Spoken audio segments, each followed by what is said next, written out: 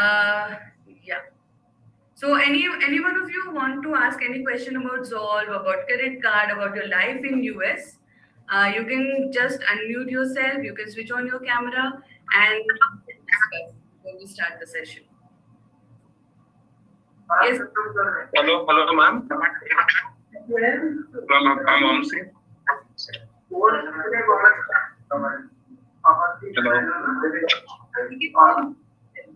Hello, ma'am. Can you hear me, ma'am?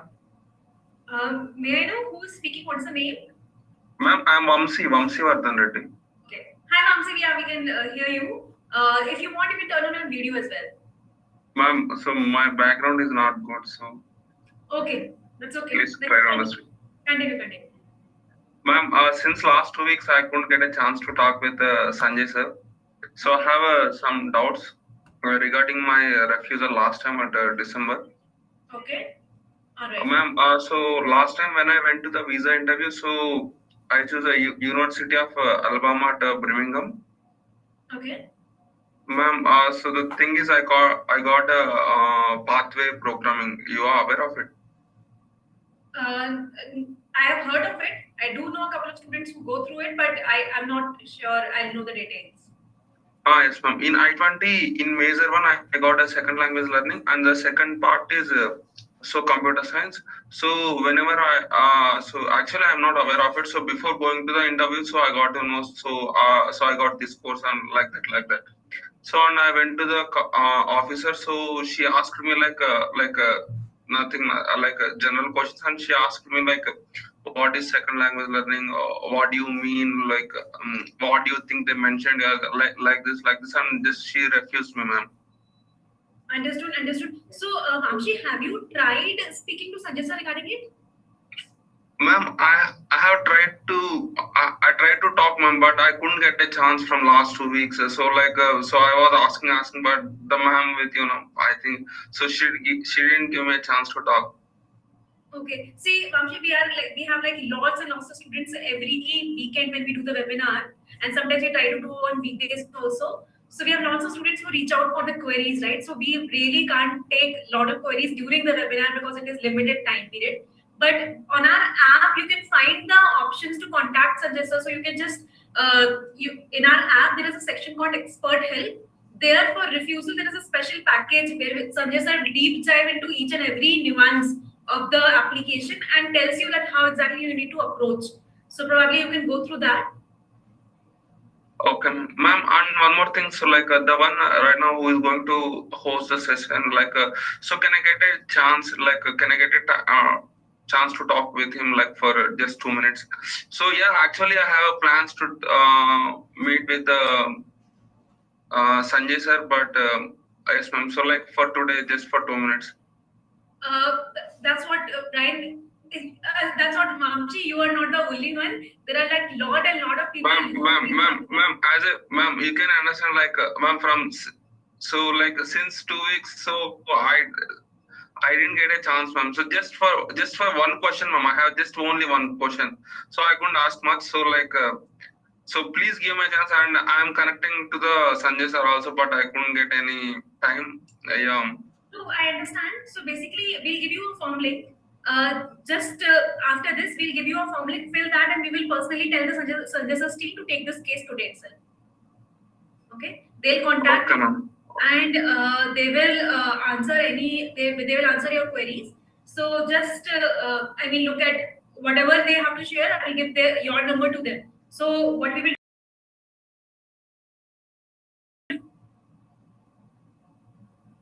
do is help, and you can then fill that form. Okay, ma'am. So ma'am, if possible, so just give me just minute, ma'am, to talk to him. See, Bakshi, I really won't be able to control that. That is something that Sanjay sir and his team does it, right? No, ma'am, not Sanjay sir. So, right now, who is going to host the session? The ex-officer, right now. Okay. All right. So you understood, right? Understood. Definitely, we'll see if at all we'll able to give the chance. Otherwise, we are definitely. Ma'am, actually, I am a working employee, ma'am. So that's why. So I am on break to attend the session. So I took personal break to attend this session. So just for asking one question. All right, sure, Ramshi. Let me just message you the form link. Okay. Let's Okay. now move on to the next question, please. Yeah, ma'am. Thank you so much, ma'am, for your help. Hi, ma'am. This is Akshay. Okay. Actually, yeah, I mean, for visa expert help, I checked in the Zolve for Julie ma'am for DS-160 assistant. There was some error coming while trying to do the payment. So Okay. that error is not yet resolved. It was some error related to merchant payment. So I Oh, sent an email to Zolve, okay. but it is not yet resolved. All right, that is very sorry to hear, Akshay, and thank you for bringing this up. I will. What we'll do is that can you? Uh, okay, we will give you one form. We will just message this query on the chat itself, and we will rectify it to you. The team, the Julie team, will reach out to you directly and get this resolved. Okay. Okay. I'll personally put my word to it. Okay. And I'm noting it down also. Akshay and Mamsi both cases have happened. Anything else, guys? I see a lot of questions regarding.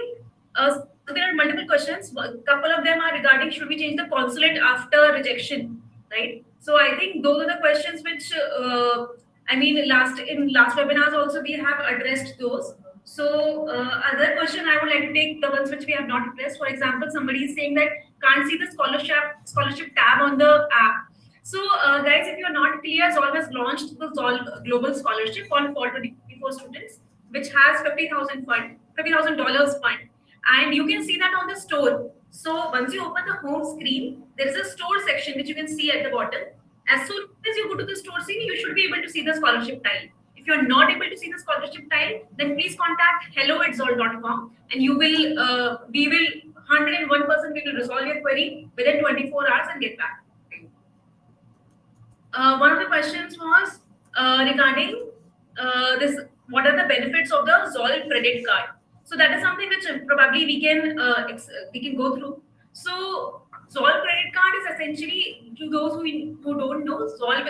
So US is a credit based economy, right? So there having a credit card becomes extremely important. And since international students do not have any credit history in the US, like you would have a civil score in India, but you do not have the same in the US, right? That is the reason when you go there, nobody trusts you, nobody gives you the credit card. So that is the gap which we are trying to bridge in. So what we do is that we look at your Indian history, we look at the college which you are going, we look at your other credentials, and we know that since we can trust you, we can provide you the credit card, which is a US credit card, not an Indian credit card, not any other credit card. The US credit card, which is solely for your US credit history, which is extremely important in US, and we will give you without SSN, right? So SSN, who don't know, it's a social security number. It is essentially what we have as Aadhaar and PAN in India. Similar to that, SSN is there in US. You will get SSN only when you start working. So before SSN, nobody gives you the credit card, and that is the gap which we are trying to bridge it. So what students, if you can talk to your seniors, you will know that what students look for is essentially that they have a higher credit limit, or they have a good credit limit where they can spend and they can earn the rewards, they can save the money because US education is expensive. They can save the money as well as they can build a credit history, the US credit history, which is extremely important. US credit history is also important if you want to lower your security deposit at the time of booking your accommodation. And suppose you are booking one flat, right, for the rental purposes, but the security deposit charge will be significantly lesser if you already have a US credit history. So in US, the credit history is really important, and that is what we are helping you with. So if you have not gone through it, just go through the PPT, which we'll be telling you in the session, and you will definitely be able to understand this better. You can check with your seniors, and I mean, we can tell you that we do have more than 80% of the seniors who currently use this credit card. So I'm sure you will be able to come across some of the seniors who are using Zolve credit card and will be able to tell you the benefits. So I hope I had answered this question.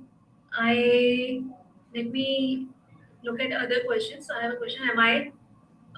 The Zolve team, I have a question. Am I eligible to apply for Zolve scholarship only if I enroll myself in Zolve? Not really. I mean, you have to come to Zolve app and apply for scholarship from there. that is the process, the way it works. But I'm not sure what you mean by enrolling yourself. You don't have to essentially take any other product. You can come for the scholarship and you can enroll. I hope that answers. Somebody has asked that, ma'am, I want to know a little bit more about the Zolve Forex card.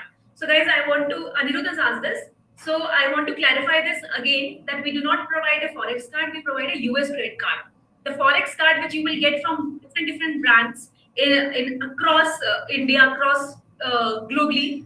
I mean, those all the brands are really focusing on a very interim solution. Forex card is an interim solution given that it doesn't work in all the particular stores. For example, it won't work in Uber. It won't work in some of the stores of Walmart, right? So it is a very interim solution and it is very costly also because there is some exchange rate which is charged. So I would suggest, and this is not suggestion because I am affiliated with Zolve, but I would suggest to take a US credit card instead of any Forex card. You can take Forex card for an interim solution. Let's suppose you are going from India to US and temporarily you want to have it. But I would suggest instead of Forex card, credit card is a better solution. After that, I'm getting a lot of questions. Could you please go through the mock interview sessions provided by Zolve?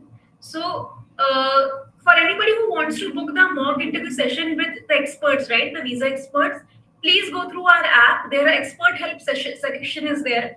There are different experts are listed. As soon as you, in most of the experts, there is a payment option right there. You can take the payment and it starts as low as 1,000 rupees. So you can definitely go through that and take your mock interview session before you give the final visa interview with the visa officer, right?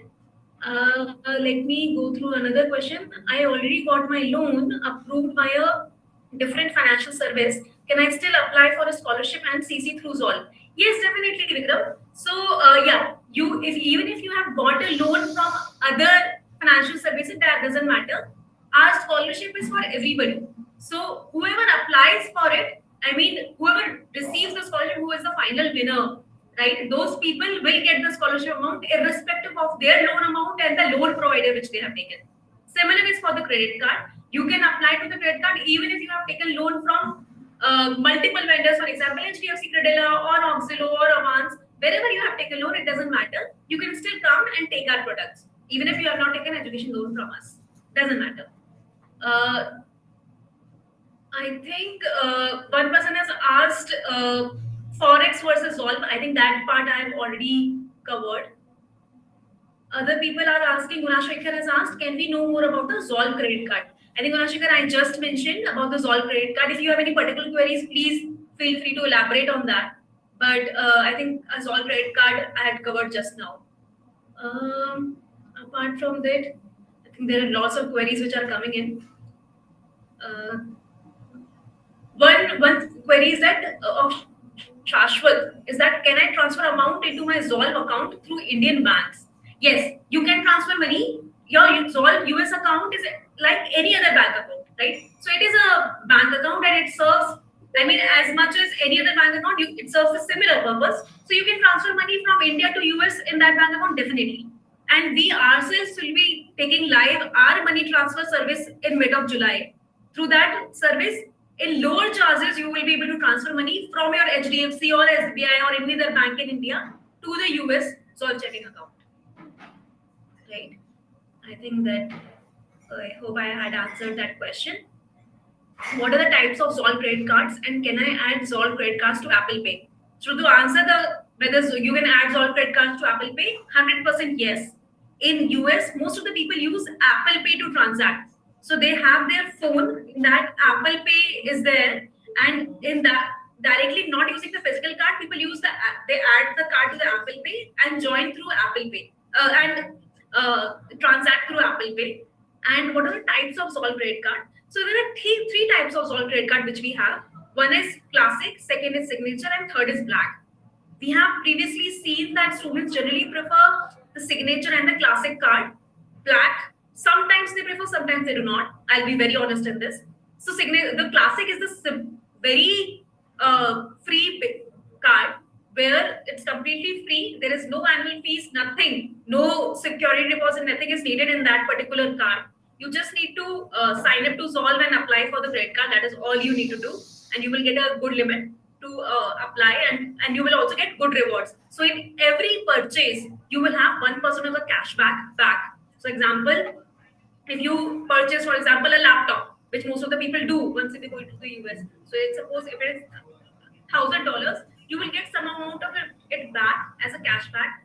Plus, this is guaranteed. Plus, there are a lot of offers which keep going on. So different brands have different offers for the credit card, for the different products, right? So you can definitely check them out in our rewards section. Apart from this, there are other cards like Signature and Black. Signature and Black are both charged cards, but they offer additional benefits. That is the reason they are charged. So if you want, you can definitely go through them.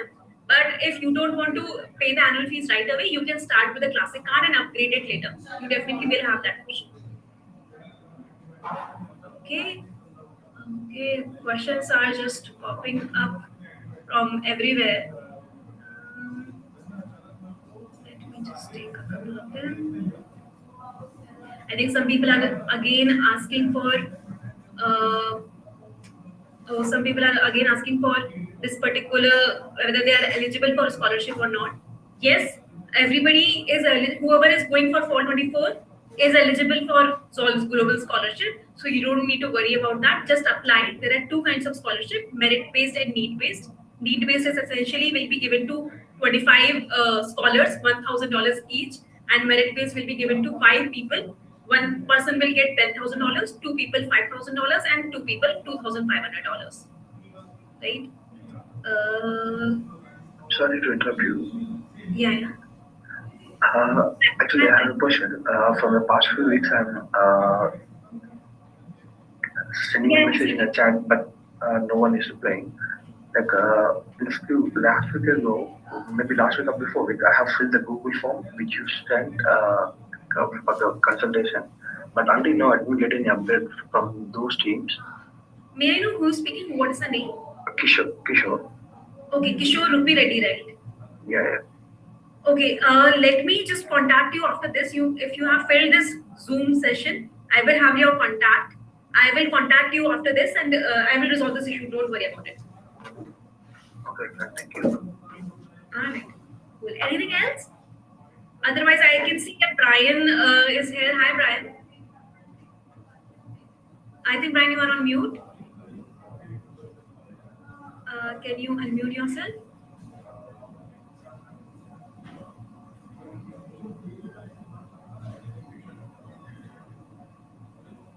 Just a minute.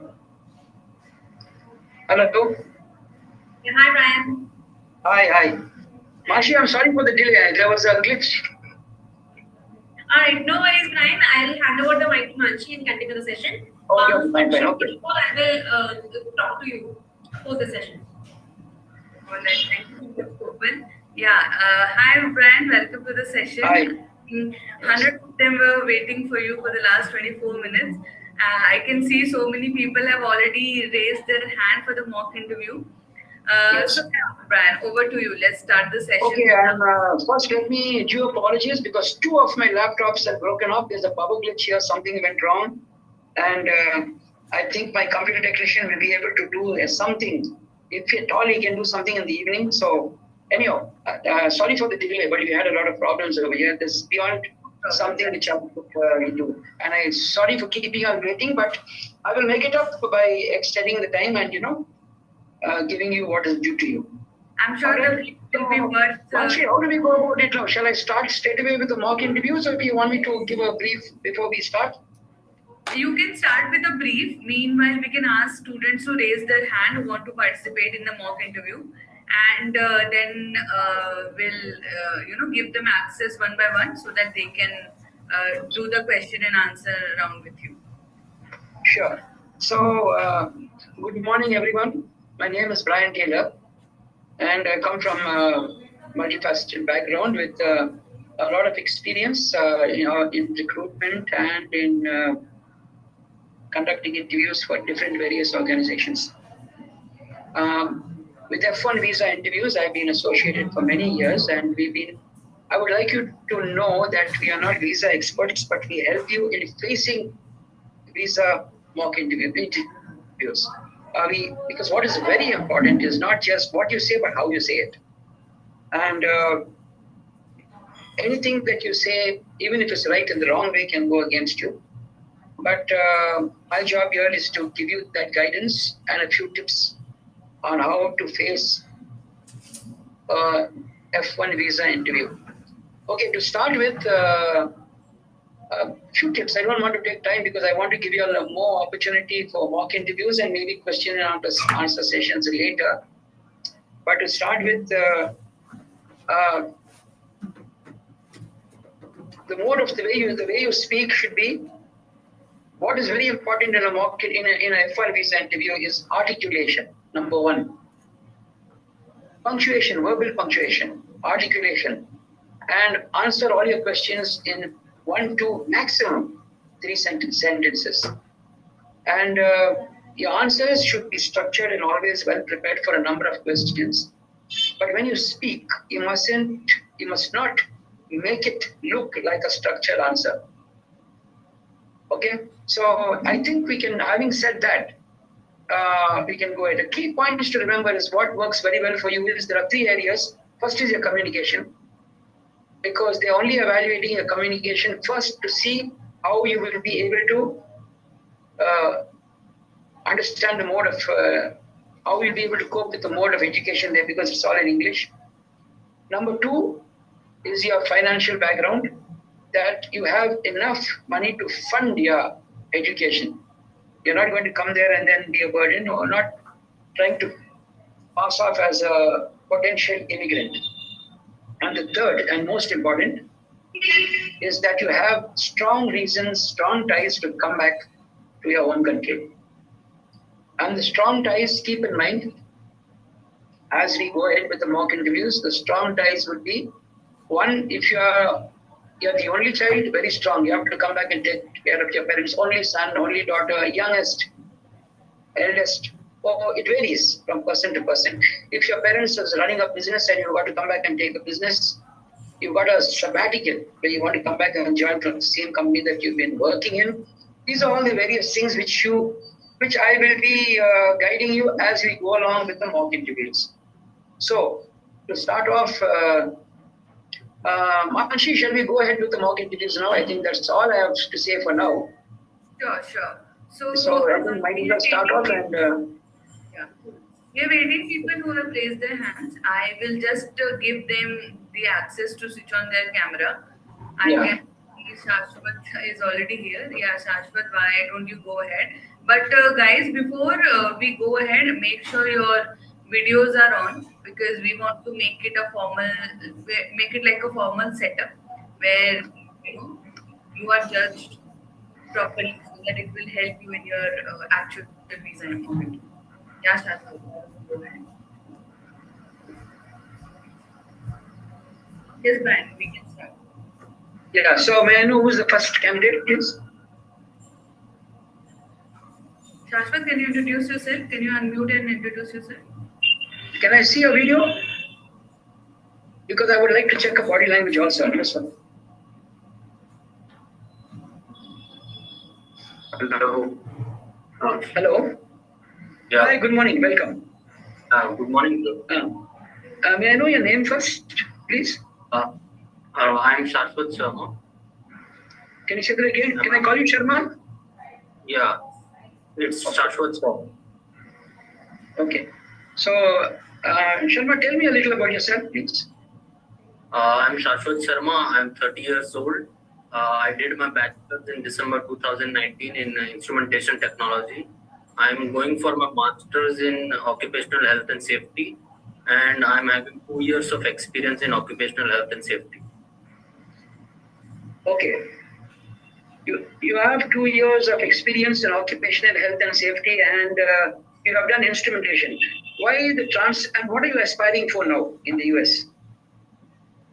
Actually, I'm going US for my master's to learn skills in industrial hygiene and applied ergonomics. Because after working for 2 years, I realized that I lack these skills. Okay, why is it that you want to transit from? What made you transit from instrumentation into the health department? Actually, during my bachelor's, I went for an industrial training. So there I came to know about this department called Occupational Health and Safety. So I was quite intrigued and inspired by their working. So I did a postgraduate diploma after my bachelor's in industrial safety. And I have done many certification in industrial safety. So I'm going for. What would you like to do after you finish your masters? Basically, my plan is to get a job here in India. Like I will get a senior role.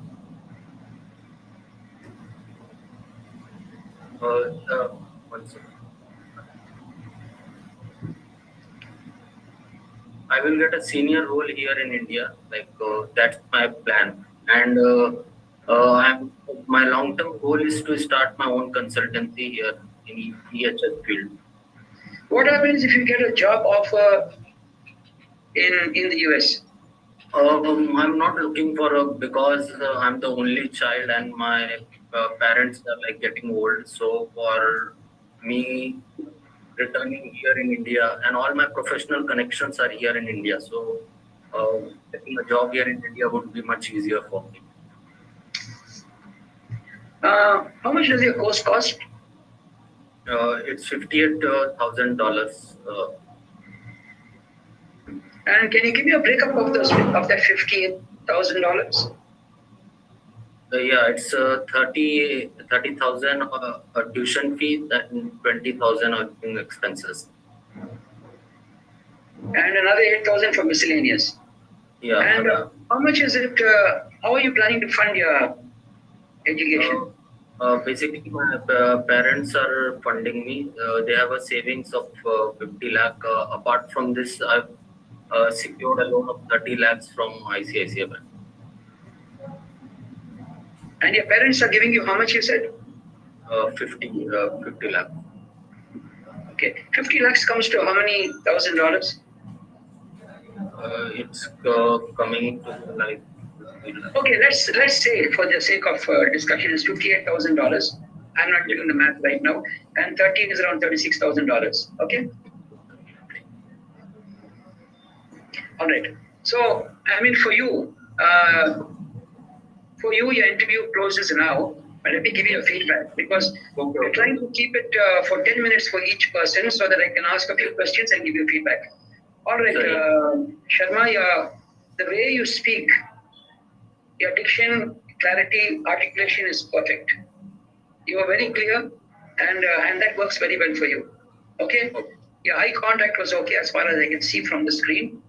Yes. And sometimes, I don't know why, but maybe somebody was prompting you, but Yes, you were looking away. Yeah, but you don't do that. At the same time, you don't just perfectly as far as body language and eye contact. I have no advice for you. Okay. Now this is for everybody who's listening in. Whenever you asked about the cost of your course, how much is your course going to cost you? The best thing would be to say, the total course, the cost of the course for the first year, that's 9 months, is $58,000. That's $30,000 for the tuition fees, 20 for my living, and the rest is for the miscellaneous and insurance. Right? Okay. You got that. Now, when it comes to how you're planning to fund, always, since you're going to show evidence in lakhs, always you say so many lakhs, which is about so many $1,000. So, for example, my parents have put aside for me 50 lakhs, which comes to about $58,000. You do the math, you can calculate each dollar at 84, 83, 50, whatever, like, but let it be consistent. 50 lakhs, which is about $58,000, and 30 lakhs, which is around $36,000. So it's always better to wrap up. As you can see, I'm pretty comfortable for my, as far as the funds for my education is concerned.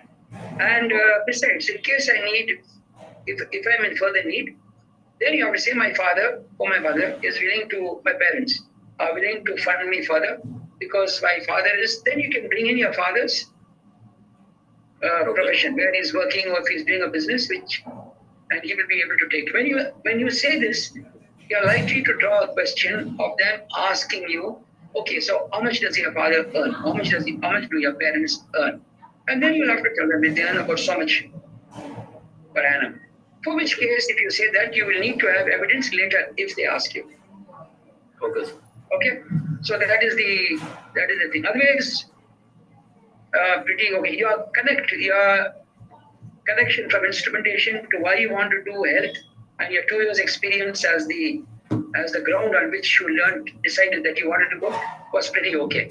So you have shown a strong connect of why you are doing masters here. What also works very well for you in your case is being the only son, you want to come back. Yes. So that's a very good. Why do you want to come back? When they ask you a tricky question like, what happens? They may ask you, what do you want to do after you finish your course? Or he may ask you, what happens if you get an offer in the US? Always start by saying there's a wonderful opportunity. It's a wonderful opportunity, but I can't because of my strong family commitments or my family ties, depending on your situation. In your case, it is family commitments because I'm the only son for my parents and I have to come back to take care of them. Okay. You don't have to talk about them being old, not necessarily. Because obviously, they know your situation, parents would have to come back. Are your parents in business? No, they are working. Okay, they are employees, fine. So then you can leave it like that. So that's it for now. Okay. So Thank you. you've done well, Sharma. I think more or less your communication is very good, very clear. English proficiency is good. So we just have to relax a little on the interview, and that's okay. All right. So all the Thank you, best. sir. Take Yeah, care. thank you. Bye. Thank you, Shashwat. I think Vamshi and Lavanya, you can go next, but please switch on the video. Before we start with another one, I would like to talk a bit about today's session. So today's session is all about F1 visa mock interview, and in this session, the attendees here will stand a chance to win a flight coupon worth rupees 10,000. So we will be doing a lucky draw.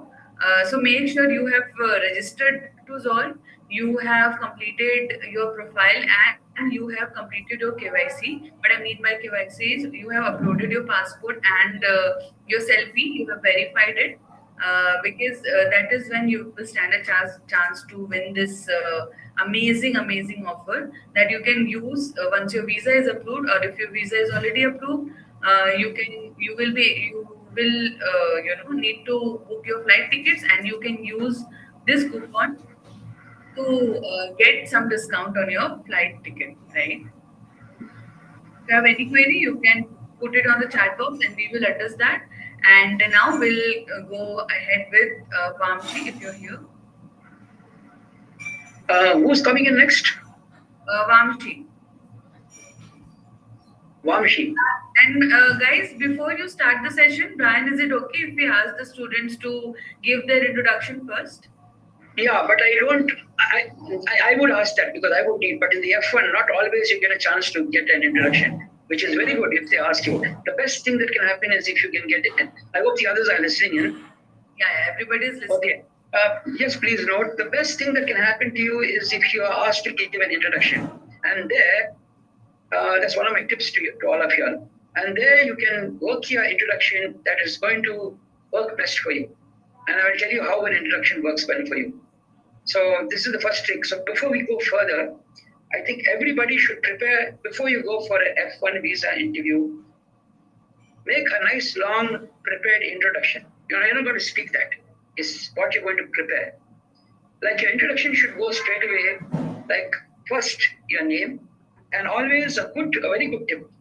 Say your full name and then say, you can call me. Like for example, if, what's Lavanya's full name?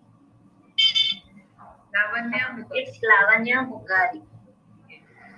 Okay, you can say your full name and say you can call me Lavanya. Now you are making a very formal meeting informal, and at the same time you're making it you're bringing down the tone of the meeting. So always start by saying you can call me Lavanya. They'll appreciate that. The first name, something easy for them to pronounce and to address you. You can call me Lavanya is a very good way. Then you say where you're from, and then depending on your family, I come from, for example, if you're from a family of 4, I come from a small family of 4. My father, my mother, and I've got a younger sibling or an elder brother.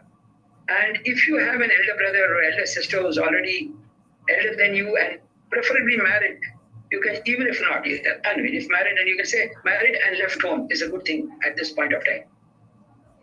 So, But just one question, Brian. Won't it be too much information? Like the interviews that I've attended so far, not the visa interview, the webinars that we have done so far. I think the one tip that I've learned is, don't give unnecessary information to the visa officer. no, that's what I said. If it works for you, that's my tip for you. So if you let me continue, you just prepare the introduction, and I will tell you. You will hear me along. You know where it will work. So if you can say that I come from a family of 4 and so many people, because you're not going to say everything, but this you should prepare. And then what you have done, your educational background, and then what are you? We are planning for a master's in the US. Now, once you prepare this, you will, if they ask you for an introduction, now if they don't ask you for an introduction and they ask you for a question like, who is going to fund your course? Now there it's very important. That's when you bring. My parents are going to fund, or my father, or some people have an uncle or a grandparent who is sponsoring them. So in which case, then they'll bring out a little of the family. I'm being sponsored. Then they may ask, if you say my father is sponsoring me, so what does your father do? So then it helps. Okay, now why do you want to come back after you finish your course? Or what do you want to do after you finish your course? Or what would you do if you get a job offer in the USA? These all 3 questions they're looking for the same answers. There is when you can talk about what you prepared in your introduction, which you did not say. I have to, like in the case of Sharma, he says, he never spoke about his introduction, okay? So I didn't ask him. So he says, I have to come back home. I have to return home because I am the only son. So, I'm asking everybody to prepare the introduction, but don't say it and use, because that gives you half your job is done when you prepare your introduction. So you use it at various stages in your interview. You'll see as you go along. So I know generally the interviews last maximum 3 minutes, 4 minutes, sometimes 5. And 1, 2, 3 questions is maximum. There are people who got off with just 1 question. There were people who were rejected with 1 question. People who got visas with 1 question. It happens. So we are trying to make whatever you say work for you. So you talk about your family, but you know that you have something about your family background is going to work in your benefit to convince them that you have to come back to the US. Okay?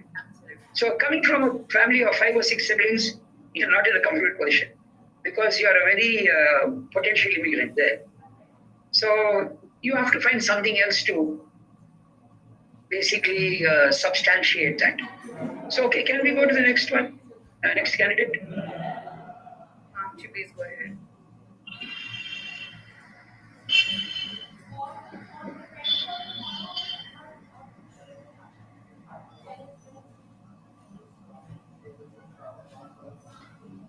You're not audible, Vamshi.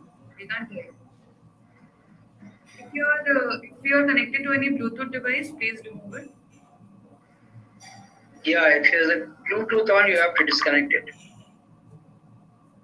We can't hear you. Meanwhile, you fix it. Can we go ahead with Lavanya? Manokia, I'm so sorry.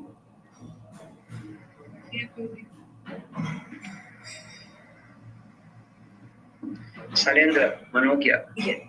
Hello? Hello? Can you switch? Hi, Mansi.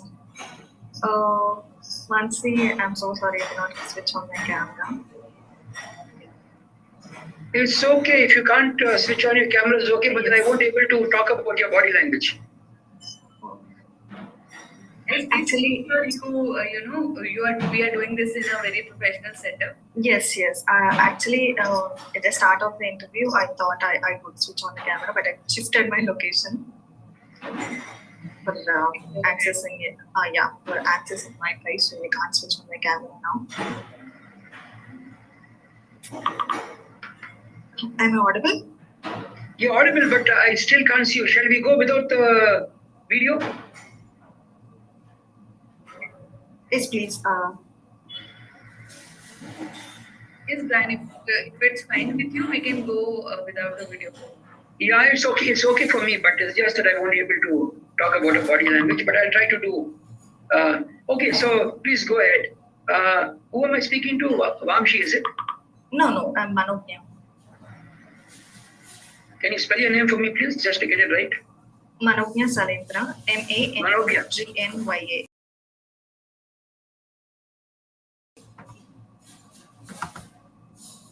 Salendra. Salendra, okay, I saw that name. Okay. I can address you as Manognya, right? Yes, you can address me. All right. Okay, Manognya, tell me a little about your family background. Okay, we are a family of 4. Father, mother, me, and my elder sister. My elder sister is married and at home, and I am the younger ones. Okay, so that leaves you as the only daughter. Yes. Back at home with your parents. Yes. All right. Why is it that you want to go to the US for a master's degree? After my graduation, I started working, and I'm still working, and with my 4 years plus of work experience, I have worked as a support engineer role in TCS and currently working in Amazon Development Center India. I realized that this program would help me improve my career, to enhance my knowledge and skills. As working as a support role, I reached the tools operated, which are developed by the software IT professional to ensure the growth of business. So I thought, gaining academic knowledge, I would grow my career and step ahead in the prominent roles like product manager or the project manager, which currently aligns with my work experience. You're pursuing a master's in what domain? Okay, I'm pursuing a master's in information systems. Okay. Which is a bridge that combines the 2 prominent courses of information technology and business management. Okay. You worked for 4 years. How would you describe your performance as an employee in these 4 years? My performance, I have worked in a support role. So my performance is based on the task that to ensure the difficulties the customers are facing, the clients are facing. No, when I talk about your performance means what was? Were you considered to be excellent, mediocre, or you didn't do very well, or you were not doing very well in your role? I meant that. Okay. That performance, I feel myself to be excellent in my performance because we have R&Rs, and also we have performance analysis every month, 3 months, quarters. So all the performance were very good in my career. Okay, so after working 4 years and doing well, do you think that you need to do a master's in the US to take your career to the next level? Yeah, okay. Actually, as I mentioned before, the support roles binds me to a certain limit of working, and which, as I don't have a academic knowledge, I could not grow in my career, lacking the qualification or the knowledge on academic side. So through gaining that, if I had an opportunity, I thought I would take that opportunity to learn and also upgrade myself in academics, so that I would be fulfilling all the requirements to meet the prominent roles in organizations, which they are looking for in the current market industry. How many universities did you apply to? I've applied for 5 universities and got admitted in 3 of them. Okay. Which university did you opt for? I opted Cleveland State University, Ohio. Say that again, please. Cleveland State University. Cleveland, okay. Yes. Okay. What made you choose Cleveland? When I am searching for the universities, I basically focused on the curriculum that they are providing me to utilize optimum from the curriculum. As I mentioned before, the information system is an element of information technology and business strategies. So I've looked for the course which is balancing both these domains, and I found CSU is having a great balance between these two domains. They have subjects for information technology and as well as business strategies, business intelligence, along with data analytics. Okay. I think with you, I will stop with these three questions. First, Manapnya, your answers were too long. You speak well. You spoke very well, well articulated, and also well modulated. I must say, quite clear. But too long. They are not going to listen to such long, exhaustive answers. You must learn to respond within 1 or 2 sentences at the most. For example, I asked you, like, the first thing, why do you want to pursue a master's? And you said, immediately that time you should have also, though they know, because your I-20 is there, but it's from your side. I wish to pursue a master's in info systems.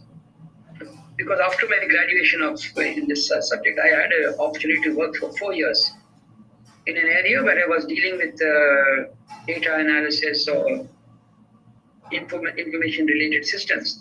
And then I found that to go up to the next level and to advance in my career, I need to do, and the other thing which you said is good, I need to back myself with a stronger academic background. And I thought the best would be to have a master's. And when it's a master's, it's always good to, it's the best option would be to do it from the US, do it in the US. Yes. It should end there. It should be. Next, when I asked you about because you didn't mention, I asked you what masters in which domain are you planning to, do your master? Info systems, and you went on to describe what info systems are, not necessary. Okay. No, you don't need to say, just have to say info system. Then I would have expected you to actually say it. All right. It's good in your introduction, when I asked you about your family background, you said that you had an elder sister. I can't ask everybody all the questions, but so this is very helpful. When you talk about your family background, you bring up the issue that your sister's married and left home. Makes sense, just one line. Because when they ask you, if they do ask you, what do you want to do after you complete your master's? I have to return home. Because the main objective of my pursuing this course is to come back and take up my career in the top, in any of the top corporates or IT industries, backed with a master's degree from the US. And then, as I already mentioned, I am now the only child in the family, and I will have to continue to stay with my parents and take care of them. Because my elder sisters already did not mention it again, but this comes in useful here. So this is how, normally the family is not very important, but when you have a situation where where it makes you the only child left back with the family, with your parents, it makes sense that you have to come back. It gives a convincing that you have to come back. You got that? Yes. Hello? Are you there? Hello? I can't hear you. Yeah. I'm saying, did you get me? Yes, I got you. Yeah.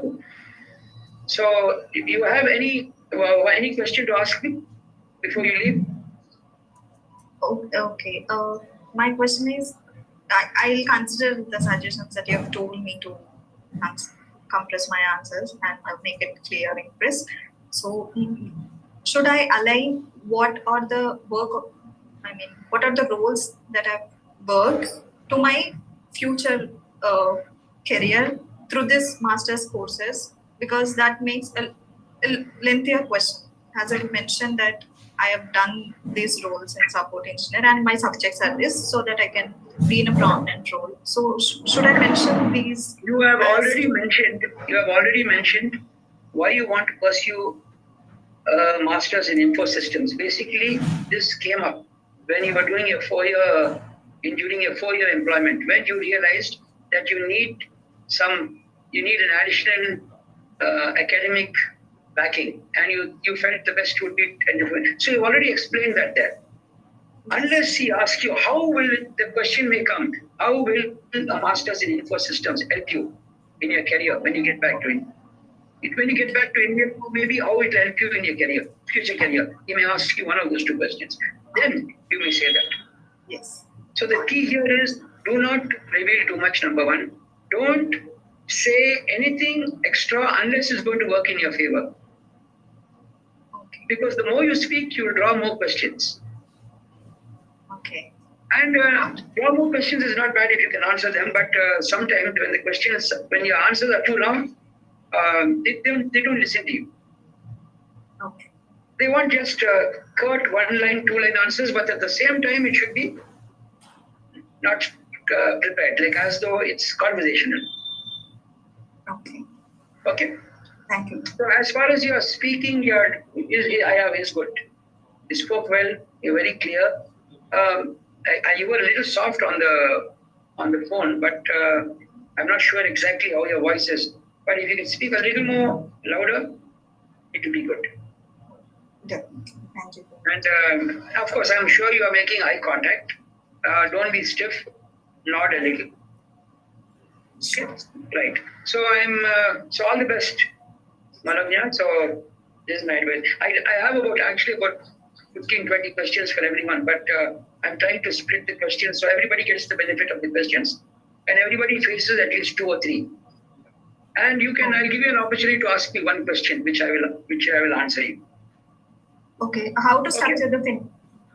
Oh, can I ask now? Yeah, you may. How to structure the finance part? Say that again, please. How do I structure the finance part? Do I first mention my family savings, husband? No, you don't. You don't talk about the finance part until they ask you about how are you planning to. Yeah, if the question is asked. How are you planning to fund your entire course? And if they ask you how much does your course cost, how much is your education going to cost you, then you only talk about the cost. Many students straight away when they ask, how much is this course going to cost you? They start by how they are going to fund themselves. No, just it costs me so much. But when it comes to the finance part, like you said, then you say, let us say if your course is totally $50,000 for the first 9 months, you have to show $50,000 first. And then you have to say how. When you're talking, like I said before, when you're talking about the finance, say, if your parents are funding you, my parents are funding me with so many lakhs, which is so many $1,000. Since you've been working for 4 years, you can say, I have a personal savings of so much, which comes to so many $1,000. If you're getting a scholarship, yes. And if you've taken a bank loan, yes, I've taken a bank loan of so much. So totally I have this, which will more than cover, if you know it's going to cover your entire course of 2 years, then you can say, this totally covers my entire course for the 2 years session, for the 2 years course. You can say like that.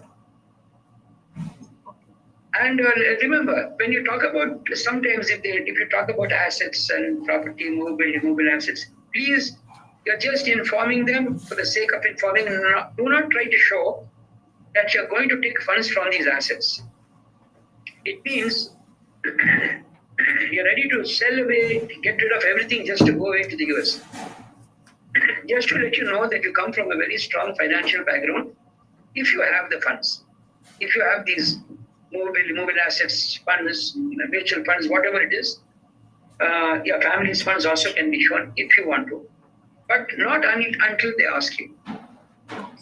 It's good to carry evidence of all these, but do not offer, even if they talk to you and you're carrying the evidence, do not offer to show the evidence unless they say, can you show me the evidence of your father's saving, the father which is the amount is sponsoring you or your savings? Yes. Only then you take it out and you give it in. No. Otherwise, no. Thank you. Okay. All the best. Thank you. Good evening. Sir, can I speak? Who's next? Sir, Vamsi, sir. Vamsi. Okay. Sir, can you hear me, sir? Yeah, I can hear you, Vamsi, loud and clear, but I can't see your video too. You are also having a problem? Someone has to disable me. So I'm disabled to turn on the camera. Okay.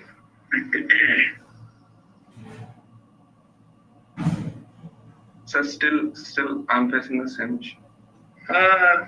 Is Manshi around? Sir, can you? Yeah, I can see you now. Okay, good. Yeah, that's okay. Okay, welcome, Vamsi. Yes, sir. How are you, sir? I'm good, and how are you? Yes, sir. I'm doing good. And I would prefer you don't say sir, always use the word officer. It goes Okay, there. officer. That's the norm. Okay. Okay. Well, Vamsi, tell me, why do you want to go to the US? Officer, I'm going to pursue my master's in computer science at Pace University in New York. So, sir, do you have to mention like what are the reasons? Yes, ask this is an F1 visa interview. You don't ask me questions. I ask you. Okay. Okay. Okay. Sir. Keep it professional. Keep it formal. I will give you feedback at the end. Don't worry. Okay. So I asked, my question was, Vamsi, why do you want to go to the US? Officer, I want to pursue my master's in computer science at Pace University in New York. So why I choose USA for master is so pursuing a master degree in USA universities are highly recognized and highly respected. Getting a master's certificate also highly acknowledged in India. And one more thing, so every professor has identified field in the research field. So that's why I choose USA for my master's. All right. The question basically here was not why have you chosen USA for masters. Why do you want to go to the USA? So your answer could simply have been, my lifelong dream or my ambition is to pursue complete a master's degree in the US. So I'm aspiring for a master's degree in the US. That's where I would like to go. You need not answer again why you want to do a master's in what field and about the professors. They're not required. I answered to that point. Why do you want to go to the US? Well, officer, it was my long-term plan. One of my long-term goals is to have a master's in the US, and that's what I'm aspiring for now. That's a nice way of answering. So actually, I'm just a little nervous. So like, being nervous is a very normal thing. Everybody gets nervous. Even if I go for an interview to any other place, I would be nervous. But it's about trying to overcome that nervousness by speaking well. So just keep to the point, Okay, okay. Just keep to the point. Just say why are you going to the US for that. All right. When have you decided? What is your background, educational background, and why are you pursuing? What course are you pursuing in the US? I'm going to pursue computer science. And what is your educational background? I did my bachelor's of technology in computer science and engineering. Okay. When did you finish undergraduation? I completed my bachelor's in the year June 2023, officer. Last 1 year. Okay. So why are you straight away planning to go for a master's in the US without work? I mean, haven't you tried exploring life in an industry before you could go further? Officer, there is a good thing. So I have a experience of 17 months since my BTech second year. So I have a 17 months of experience. What made you decide that you need when and what made you decide that you wanted to do a master's? Officer, so actually when I was doing an intern for 6 months, so I did in operations, and then I converted into the full time. So after converting into full time employment, so I am being allotted into the project which is called employment time card. So while doing my work at backend, so officer, I want to work related to the data structures and algorithms and test cases related. So that's from that moment. So I realized that I am still starving for a subject, so which I have to upskill myself. So that's why I chose masters. So masters is the best to gain knowledge. What would you like to do after you finish your masters? Sorry, officer. After completing my master's. How do you plan to apply a master's degree when you finish it? Officer, I couldn't understand your question. There are two ways of asking this question. It's simple. What would you want to do after you finish your master's degree in the US? Or how would you apply a master's degree when you finish your course? There are two ways of asking that. So they are very fond of asking you, how do you plan to apply this degree, master's degree of yours when you complete your master's? Okay, officer. Yeah. So, officer, after completing my masters, I'll be coming back to India. So, actually, I have a till now I have a 17 months of experience, and after grabbing some knowledge in during my masters, and I'll be coming back to India. So, I'll choose. I'm going to work related to the full stack development. So at one of the topmost MNCs companies in India. Do you have any companies in mind which you would like to join? Any dream companies? Officer, I always wanted to work in JP Morgan. Okay, what happens if you get a chance to work for JP Morgan, an outlet in the US? Officer, it's a wonderful opportunity for me, but I am the son to my family, so like we have a very close relations, so like they can't live without me. Are you the only son? Yes, officer. You don't have siblings? I have an elder one. She's getting married soon, so she'll be leaving home. So there are only two siblings? No, me and my elder sisters, that's it. Okay, that's what I mean. The family has only two siblings. Yeah. All right. Vamsi, there's a lot of room for you to improve on your communication. Okay. The English per se is not bad, it's okay. But where you have to improve is first the rate of speech. You are being very repetitive. If you notice that you are talking too much, so as a result, you are repeating yourself. Yes, sir. Talking too much, they don't have time for you. And repeating yourself, he stops listening to you. Okay. So you must be prepared for these questions that I asked you, these 3 questions. I'm stopping here. Because you have got to answer to the point. If you want to say anything excess, you can just decide what is going to be, what you feel is absolutely necessary. For example, first question I asked you, why you want to go to the US? So see, it's a trick question. He's not asking you, yes, he knows you're going to study, why are you going? So it was my long-term goal to have a master's in the US. So I'm aspiring for a degree in computer science. So that's the reason. Finished to the point, one sentence. Okay. Now, what is it you have done? I've done my computer science BTech in a bachelor's degree in computer science. When and did you decide that you wanted to do a master's degree? Here you have to answer, I completed my BTech in master's, my bachelor's in computer science. And then I got an opportunity to work in an organization for 17 months, where I've got a lot of experience. I was gathering experience, and that got me very interested in computer science. And I felt that I needed to, I know I can go up in my career, and I needed, in the process of working, I came to know that I realized that I need to have a master's degree. That will take my career to, I can work in one of the top corporates, and I can go up up the corporate ladder.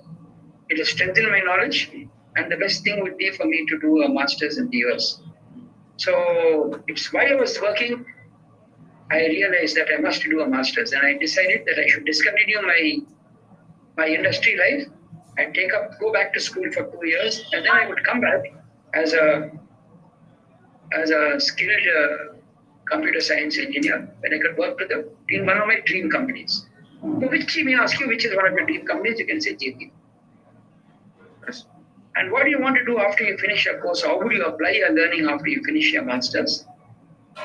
I'm the only son to my parents. No, not required. We just say,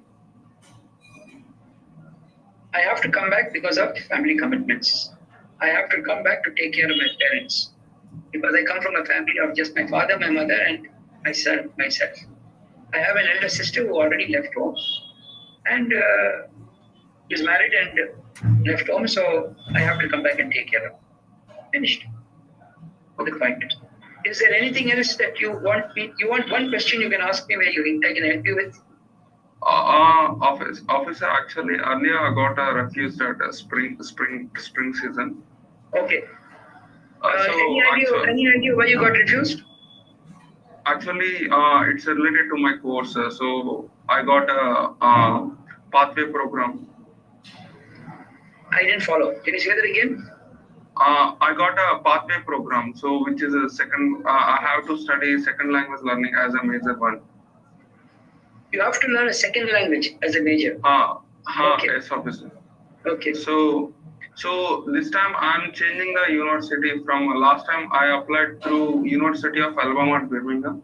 So right now for an interview, I'm changing the university. Base university. That is very straight.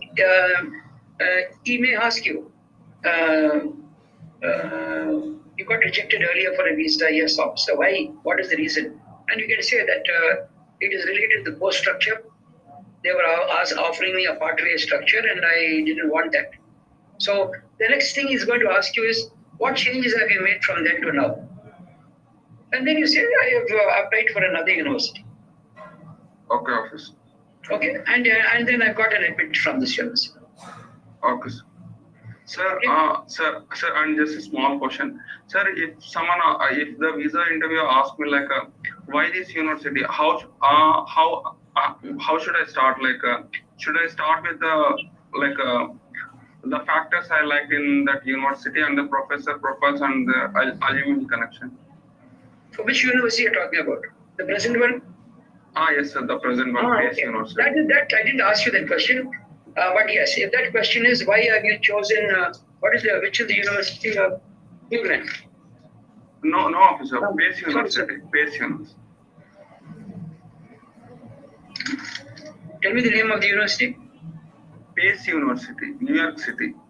New York City. Yes. Okay. If he asks you why have you opted for this university, then you can say three things.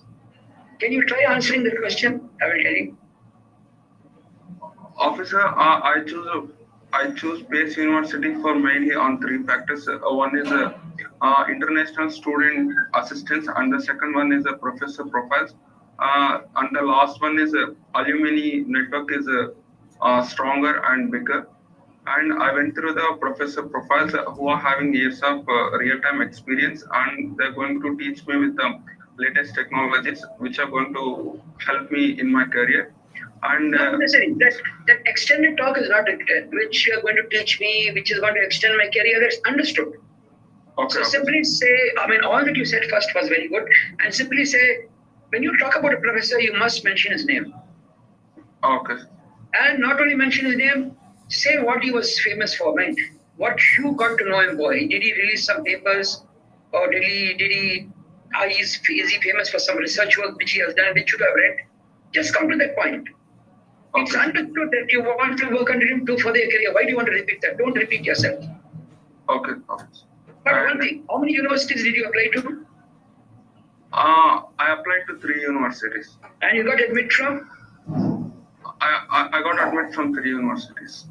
You got from 3. Now, when you talk about all the advantages of this university, you must make sure that the other 2 universities do not have.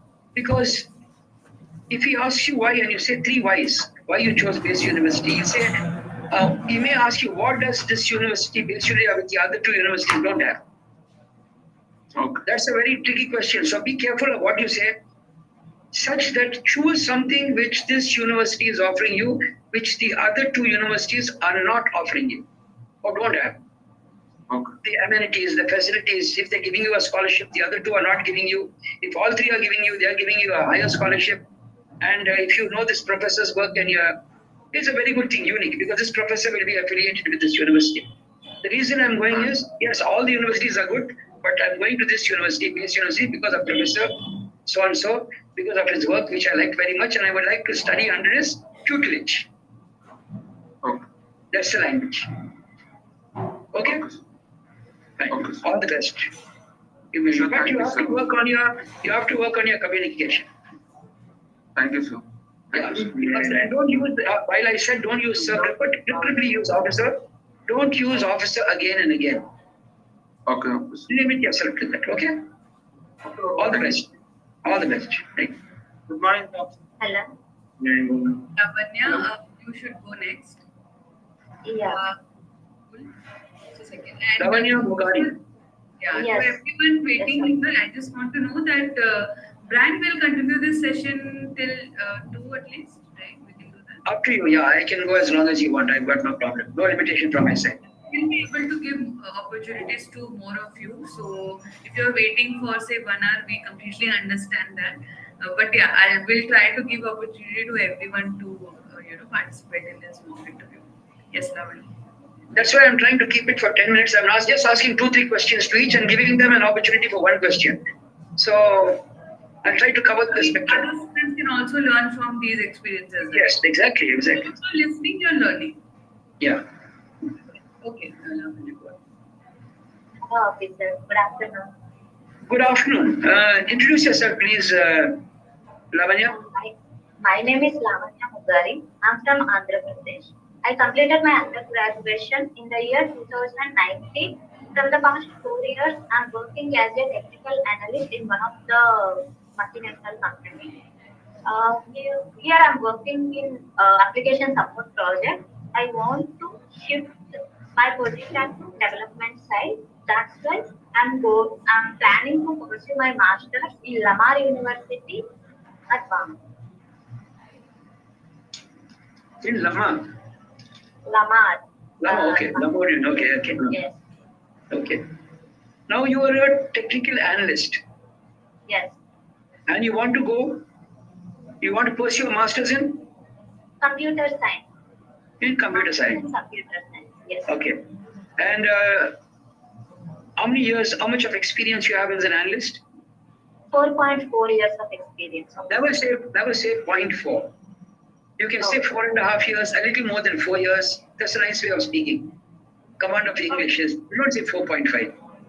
I mean, that's not statistics here. So you say a little over 4 years, officer, or 4.5, you can say no problem. Almost 4.5. That's a better way of thinking when you talk about your experience. So 4.5 years. All right. Yeah. So what is the turning point, Lavanya? What made you decide that you should go from after doing when you're working as a technical analyst? What made you decide that you should go take up a course in computer science? Officer, after completion of my undergraduation, I got my job in placement. So here, the first role as a fresher, I got to work on application support project. But my long-term plan is to work on development field. But here, I didn't get chance to work. Sorry, say that again. Your long-term plan was to work on development side. Development, okay. Yes, but I didn't get chance to work on development side, and now it is very difficult to move to development side because from the 4 years I'm working in support. To upgrade my skills, I'm planning to do masters. Good. Very good. So, how many universities you applied to? I applied to a total of 3 universities. And how many you got to admit from? 2 universities I got mentioned, including Lamar University and University of Houston. Okay. Which university you opted to study in? I opted to study in Lamar University. Lamar, you already said Lamar University. Yeah. And you failed to get an admit from which university? University of Houston. University of Houston. Yes. Houston. I rejected. Last I got rejection on December 28th. That's my. Doesn't matter. That is not required. Not necessary until I ask you. Any reason why you got rejected by Houston? Last time I was like little bit nervous. I didn't communicate properly to the visa officer. That's the main reason I got rejected on. Oh, you got a visa reject earlier. Yes. In which when? 2023 December 28th. 2023 December. I didn't hear it. All right. Yeah. And it's because you didn't speak very well. Yes, I was like little bit nervous and I didn't communicate properly to the visa officer.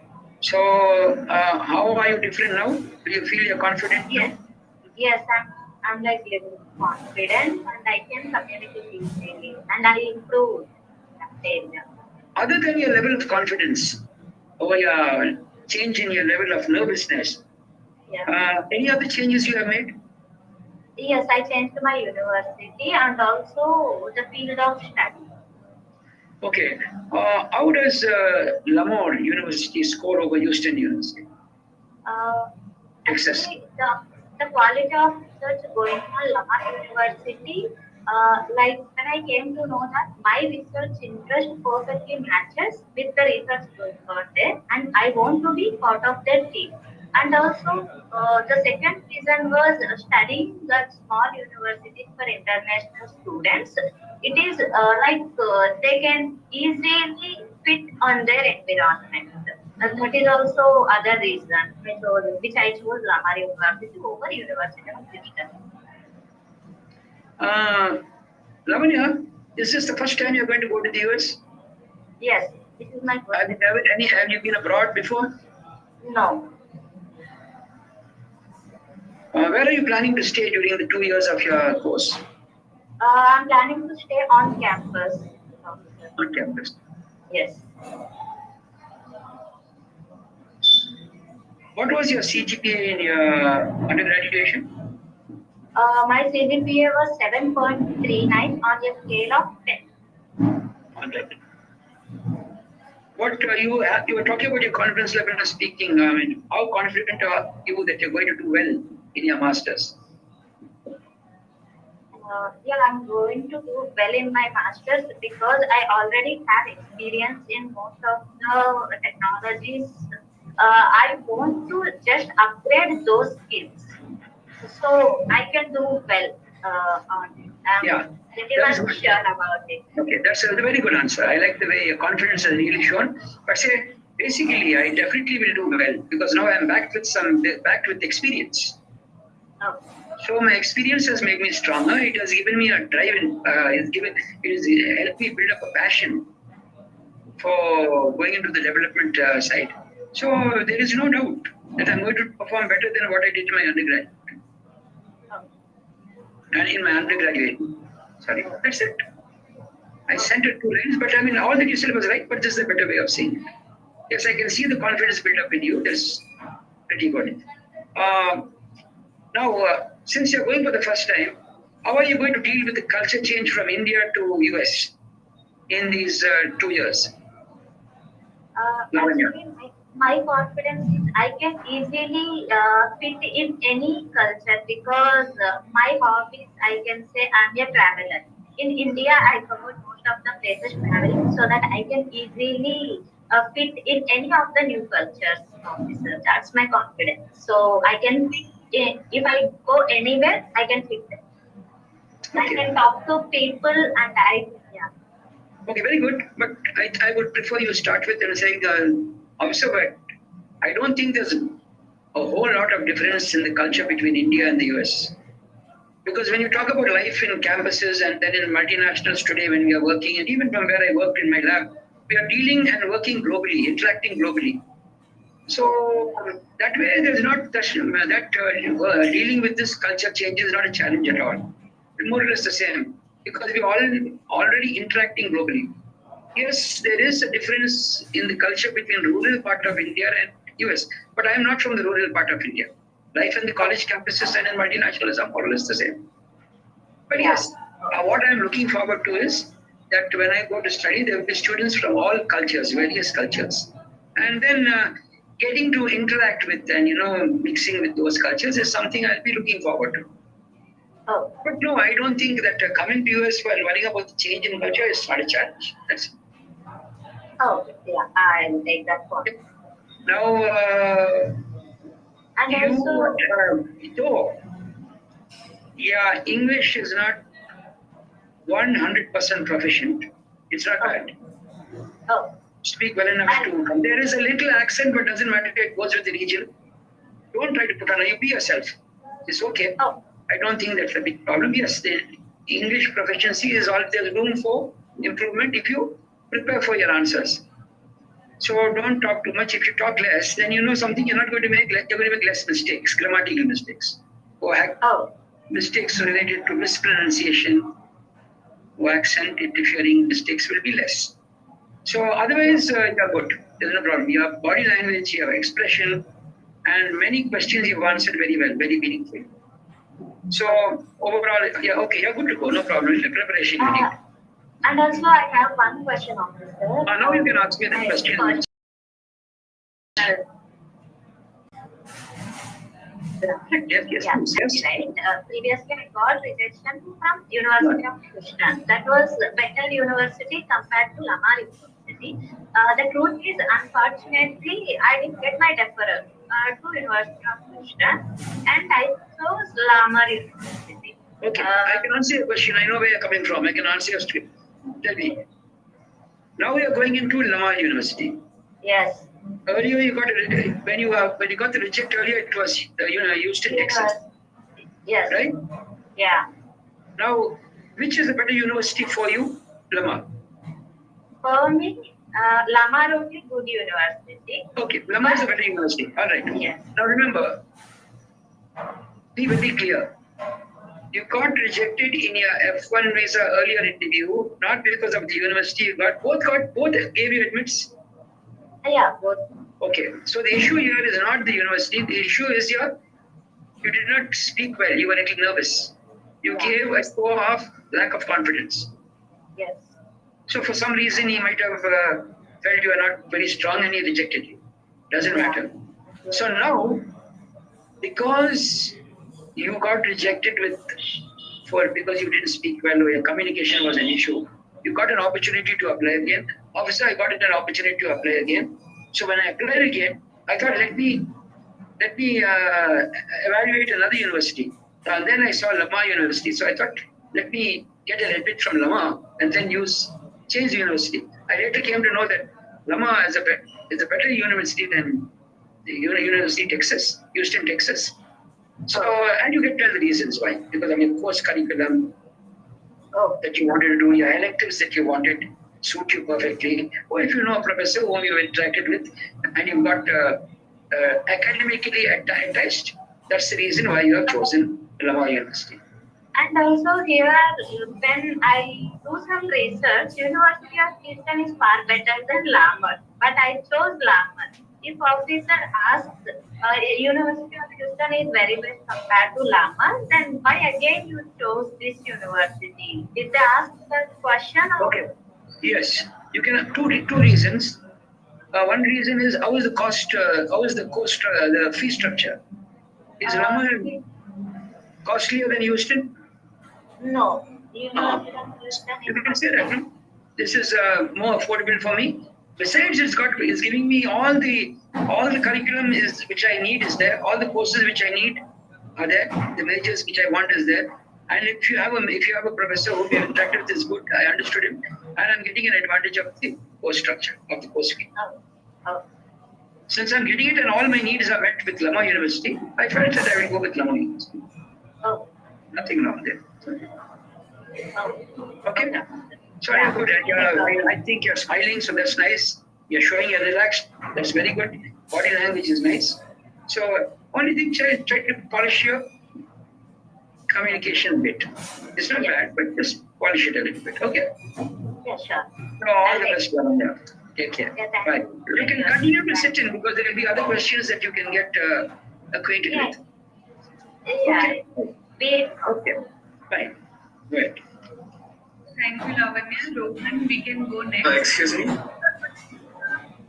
Yes, yes. Attention, sorry. Sorry for bringing in between. Yes. I would like to speak to Brian for a second. Yes, you can. Please see. I will definitely give you a chance. Yeah, but I think Not for the you mock can decide. interview, just a question, just a suggestion. Yeah, Anshuman, go ahead. Answer question. Thank you, Brian, for telling me. Actually, I wanted to ask you that in my last podcast, which I did with the visa officer, from the consulate of Mumbai. Actually, she said that the selection of university is not the case where the US visa has been rejected for most of the students, and they actually refer to not being changed or not to change the universities as accordingly if you are being rejected for one. She said actually you have to give a reasonable, like kind of reasonable kind of like a explanation to what you are choosing the university, and if you are changing the one from the last time, then you have to give an explanation to that. Is it correct or not? Yeah, exactly. That is what I advised Lavanya not to get confused. She got rejected in a. Were you listening on Lavanya's question and answer session? No, actually, actually, I was Yeah. listening, but See, the halfway I got away. I'll tell you. That's what that's let me speak. That's why I advised her. Don't worry about the university now. Be clear. You got rejected because of your nervousness. You couldn't speak properly, and then you are going to apply again. So when you are going to apply again, by the time you were rejected last time and applying now in between, you had a change of heart with respect to the university, and you decided to switch from Houston, Texas to Lama University. Now, your reasons for choosing Lama University. Number one, the cost structure was more economical for her. It was lower. Number two, it had all the electives that she wanted. And three, I'm not sure because I didn't give her a chance to speak, but I told her if she had a professor whom she interacted with, and in between, when she got in contact with this professor, she felt it's better to it works better for her if she joins Lama University, where she gets to study under the tutelage of that professor, whatever his name is. So her reasons for the changing the university are very intact. It's in place. She's got reasons for changing a university. Since she got the opportunity of coming for a second interview. So the rejection is not because of the university, no.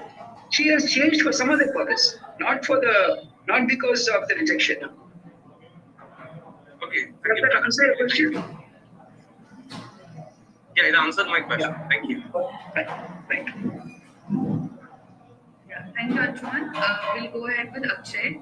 I would like to know. I just spoke to what's the name, doctor or something? Doctor, I missed the name. Anshuman. Arjuman. Okay, thank you. Yeah, you go ahead. Yeah. We'll go ahead with Akshay, but sorry, Akshay, before that, I'll have to complete the ritual where I talk about Zolve. So, we are present in this session where we are doing F1 mock visa interview. So, all the participants who have joined this session, who have also registered to Zolve and completed their profile as well as KYC. What I mean by KYC is they have approved their passport and their selfie. They are eligible to stand a chance to win a flight coupon worth 10,000 rupees. So we will be choosing it on a lottery basis. The result will be announced after the session. Make sure you stay tuned till the end. Make sure you have signed up to Zolve if you are interested to get this offer that you can use when you book your flight tickets to the US. So I'll talk more about Zolve, who is conducting this session. So Zolve is a neobank headquartered in New York. We offer plethora of services to help students move from India to US. When you download the Zolve app, you will go to Zolve store section where you will find different services like visa assistance. One of them is visa-free visa webinars that we have been conducting for past 2.5 months with ex-visa officers like Sanjay Kaushik sir, like Maggie Ramsey, like Julie A from different regions, so that you can ace your visa interview. We also have Brian Taylor here today, who is helping you structure your answers so that your visa can get approved. We also provide education loan to students. We have partnered with 15 plus top banks and NBFCs so that we can offer you loans at the cheapest rate possible. You all you need to do is fill a simple form and you can check your eligibility. We also have Forex. We have also launched Zolve Global Scholarship worth rupees $50,000. This is divided into two criteria. First is merit based, second is need based. So you can download the Zolve app and take and apply, complete your profile, complete your scholarship application, and be eligible for the scholarship. We also are coming up with flight offers. So many of you must have been booking your flights, or you are planning to book your flights after your visa is approved, right? So you can now book your flights in the Zolve app. So we are also partnering with different institutions to help you provide the cheapest flight prices uh, from India to the US. We also have expert help in our Zolve app. So if you are feeling anxious or you are not confident about your visa interview, you can book a one-on-one session with these experts. Ritik Gupta, thank you for doing this. Yeah. So you can book your one-on-one mock interview session with these experts by paying a very small fee. So if you want a one-on-one session, you simply have to go to Zolve app. You can go to your Play Store or your Apple Store, download the Zolve banking app and go to store section, and you will see an expert help session where you can opt for a one-on-one session with these visa experts. So, slots are open again yesterday, and our group and our WhatsApp group was flooded with chats. People were communicating with each other. Okay, these slots are still open. These that, and when it comes to slot booking, we see so many scams happening around. So we have partnered with Check Visa Slots to offer slot alert services to you for free. When you go to Check Visa Slots, you have to pay $25 to avail this service. But when you take Visa Slot Alert from Zol, it's absolutely free. It's available on the Zol app. So you can get your visa slot alerts customized. What I mean by customized is, suppose I'm going to Chennai Consulate and I just want to know the slot openings for Chennai Consulate. So I can customize my alerts, and the moment the slot releases, I'll get to know through email, WhatsApp, and push notifications. We also have a visa folder, visa document holder, as we say. So Zolve is giving away for free visa document holder, a folder where you can organize all your visa document before you go for your visa interview or when you go for your immigration, right? So what happens is, we look around the internet, ki visa got approved in 30 seconds, visa got approved in 20 seconds. So imagine the visa officer asks you for a certain document, and you are taking like 30 seconds to take that document out. And that will not create a very good impression of you in front of the visa officer. So that is why we are giving this folder with a strip with all the important documents printed in it, so that you don't forget any important documents that you have to carry for your visa interview. You can claim this visa folder absolutely free on the Zolve app. Let me show you the app as well, as I do in every session. So I'll just, if you download this Zolve banking app, uh, then can you confirm if my screen is visible? Yes, it's visible. I can see your screen. Sure. So this is the Zolve app, right? When you download, the screen will come. Then you have to go to store section. There you will see visa folder as well as the scholarship. You need to click here and complete your application if you want to apply for scholarship or if you want to claim the visa folder. We also have expert help, scholarship, and different tiles here. So all these services are just one click away. We also have Zolve bank account and credit card. But first, I would like to talk about the SIM card. So, US SIM card you can order from Zolve, which is absolutely free. All you need to do is add a plan so that you can activate your SIM card. So all these are features that is available on the screen. You can take a look. So we have partnered with top SIM card providers, which is AT&T, Mint Mobile, and etc., to offer you SIM card. So you can go to the Zolve app, order your SIM card, which will be delivered at your doorstep in India. So when you land in US, the communication for you is super easy. You know, just for example, if I go to US, if I land in the airport, I have to communicate my landlord or my university for anything, right? Or I have to book a Uber ride. So for that, it's better to have a SIM card handy before you move to a different country. And this you can order from the Zolve app, which is absolutely free. And after you receive the SIM card, you have to top it up with a plan. We also provide bank account, a US bank account or a checking account, as you say. So when you go to US and apply for a bank account or a credit card, you will need a SSN. SSN is a social security number, which is a combination of PAN and Aadhaar in India. And when you to get access in the US, you'll have to have a full-time job, and you're not allowed to do a full-time job in a H1 visa. You can only work inside the campus. So and it can take months to get an access, but you have your financial needs that you can fulfill if you have a US bank account by Sol that we give without a social security number. In this bank account, you don't need to have any minimum balance.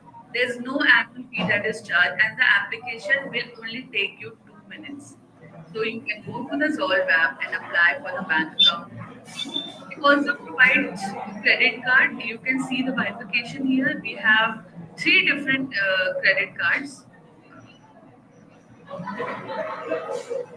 So the credit card is also without a social security number. You can apply for the credit card from July 1st onwards on the Zolve app. It will be delivered at your doorstep in India, so that when you land in a different country, you can start using your credit card and build your credit history from day one. So I'll give you an example. Suppose you landed in US and you have to book a Uber ride, right? So Uber won't take cash or UPI there. So how will you pay the Uber ride? So you will have your credit card, which will be delivered to your doorstep in India. All you need to do is when you land in the US, you have to simply go to the Zolve app and activate the card. And you can start transacting from day one. From the next minute you activate your card. We have three cards. You can see here. The black card is has a different benefit and a small fee. We have signature card and a classic card, which is absolutely free. So download the Zolve app now. Go to your Play Store or App Store. Download the Zolve banking app and start taking the benefit of all these features. That's all from now. If you have any question related to Zolve, you can post this in the comment section, and then we'll take it. We'll be happy to answer that.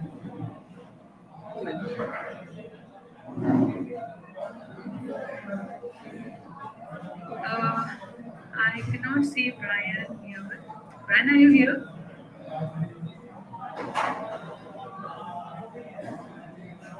Cool. I think Brian is taking a small break. If you have any question till now about anything about Zolve, I will be answering them.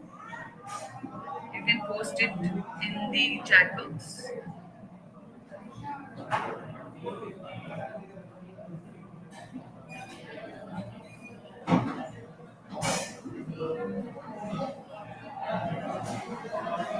Yeah. Everyone was waiting for the mock interview. I think Brian has some network issue. He'll be joining us in a minute.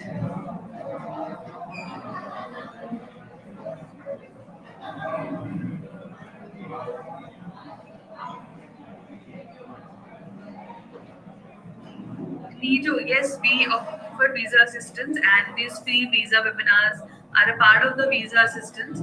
And you can also take expert help as well as slot alerts for absolutely free when you download the Zolve app. I would like to show a small video about all the services that we offer. Moving to a new country is thrilling, but it brings new challenges. Among the biggest ones, finding the right bank. Local U.S. banks require appointments at a physical branch, address proofs, and sometimes deposits of up to $1,500. The entire process can take weeks. Moving across borders means leaving your credit score behind. Banks won't issue credit cards without one, but without a credit card, you can't build a credit score. Chicken and egg, isn't it? A lower credit score means expensive rental deposits, high interest on loans, and lower chances of qualifying for a job. Forex cards and international debit cards carry markups and may not work at some merchants. So when moving to a new world, why settle for banking that just isn't your style? Introducing Zolve. We make your U.S. move seamless. Get a U.S. bank account in minutes from the comfort of your home and transfer money before you travel. Zolve offers credit cards with a limit of up to $10,000 without an SSN or credit score. Choose a reward plan, earn cash backs, and build your U.S. credit score from day one. Zolve reports to all 3 credit bureaus. That's not all. Get a U.S. SIM card with up to 30% affordable health insurance, renter's insurance, and car loans. Join a community of 400,000 Zolvers from over 100 countries. Get Zolve today. So I just want to let you know that we have, posted so many videos on our YouTube channel where so many students who have gone to the US in fall 23 as well as who are going to the US in fall 24 have shared their visa interview experience. So you can go to Zolve YouTube channel. You just have to go to YouTube and type Zolve Zolve. And when you go to the channel, you can see so many interview experiences by the students posted there. I'm sure you can take a look at that. Will also be beneficial. We'll keep doing this. We'll keep doing this mock visa interviews with the experts and with visa officers. Our last mock interview session was with students who have qualified their, visa interview earlier. So they also help in giving you feedback. And now the Brian is back, and Akshay is also waiting for a very long time. I would ask you to continue. Yeah. Good morning, officer. Akshay Hanmandla. Well, welcome, Akshay. Is it okay I call you Akshay? Yes, sir. All right. Akshay, can you tell me a little about yourself?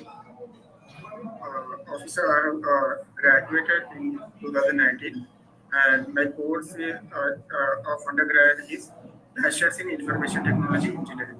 After that, I have been working as a software developer at Oracle Financial Services, and my job description includes developing code for the application.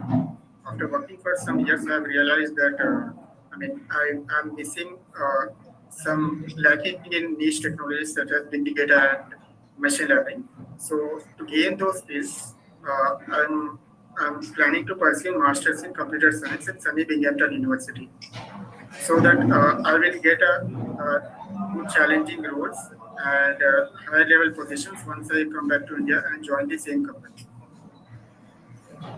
What was your? You said you just finished your graduation. What domain did you graduate in? I graduated in Information Technology Engineering domains. And you're aspiring for a master's in Computer science. computer science. How many years of experience did you have? I have 5 years of experience. 5 years. All right. So your interview starts actually now. So okay. Akshay, when did you decide to do a master's degree in the US? I decided it last year that I would like to do masters in computer science. and I have researched some universities based on the curriculum, which matches my interests. And so I applied to few universities, and I decided that Sunny Binghamton University is the perfect choice because the curriculum offered by the university aligns with my current work experience and career goals. Why have you chosen US as a country of choice? Why not in your own country? Why not in any other country or any other country in the world? I have chosen US not because of the country, but because the curriculum offered by the Sunny Binghamton University. I mean, it is the only university which offers a mix of subjects related to courses related to machine learning and big data, along with the cloud computing university, cloud computing. So the professors at that university are my interest, and I would like to learn under them. And one more, Have you explored universities in other parts of the world for machine learning and big data? I think there are many universities across the globe who offer machine learning and big data. I'm going to do masters not only to learn and improve skills, but also to do research under professors. So the professors whom I would like to do under research who I have been following, they are doing a great research on machine learning and big data at Binghamton University. And in US, the one more thing I would like to say is that they offer. I mean, we can make our own study schedule, and there are many professors who teach the same subject, and we can choose to whom to learn under. And the course program is very flexible. I mean, we can do we can choose the courses accordingly. I mean, in each semester, it's not like we should choose a particular course in this semester. So, how did you get in touch with this? May I know the professor's name? Professor name is Madhusudan Govindarajan and Patrick Penn. Can you say that again, please? Professor name is Madhusudan Govindarajan Madhusudan. and Patrick Penn. Madhusudan Govindraju. Yes. Madhusudan Govindraju. Okay. Please remember, when you are mentioning names of any professor, don't assume that they will easily understand it. So, when it comes to names, even including your own names of places, you must be very, very articulate. So, like Madhusudan Govindraju, professor. Now, when did you get in touch with Professor Madhusudan Govindraju? I have not been in touch with them, but I have been following their research. Okay, from which, where did you get the opportunity to follow him, to come to know about him? In university website, there has been a list of researchers which are done Yes. by him. So what I'm saying, in the university website, you were looking at the university first, and then through the university, you came to know Dr. Madhusudan Govindraj. Right? Yes. All right.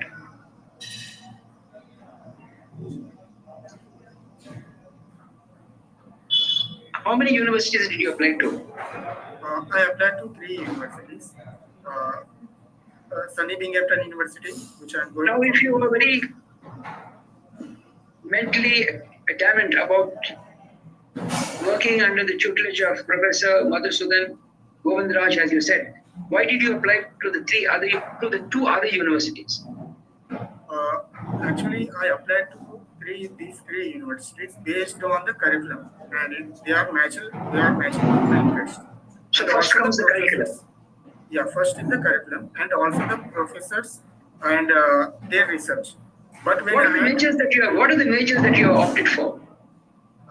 For 3 universities, I have applied for MS in computer science. I'm not able to hear you. For 3 universities, I have applied for MS in computer science. No, that I know, MS Computer Science, but majors, what have you majored? Major in big data and machine learning. Big data and machine learning. All right. Okay. This needs a lot of attention, so I'll have to address this question first. Okay? Akshay, for your own benefit. Your question of why have you chosen US has got to be very convincing. Okay? Now, why yours was not convincing? Okay? You first said it's because of the curriculum.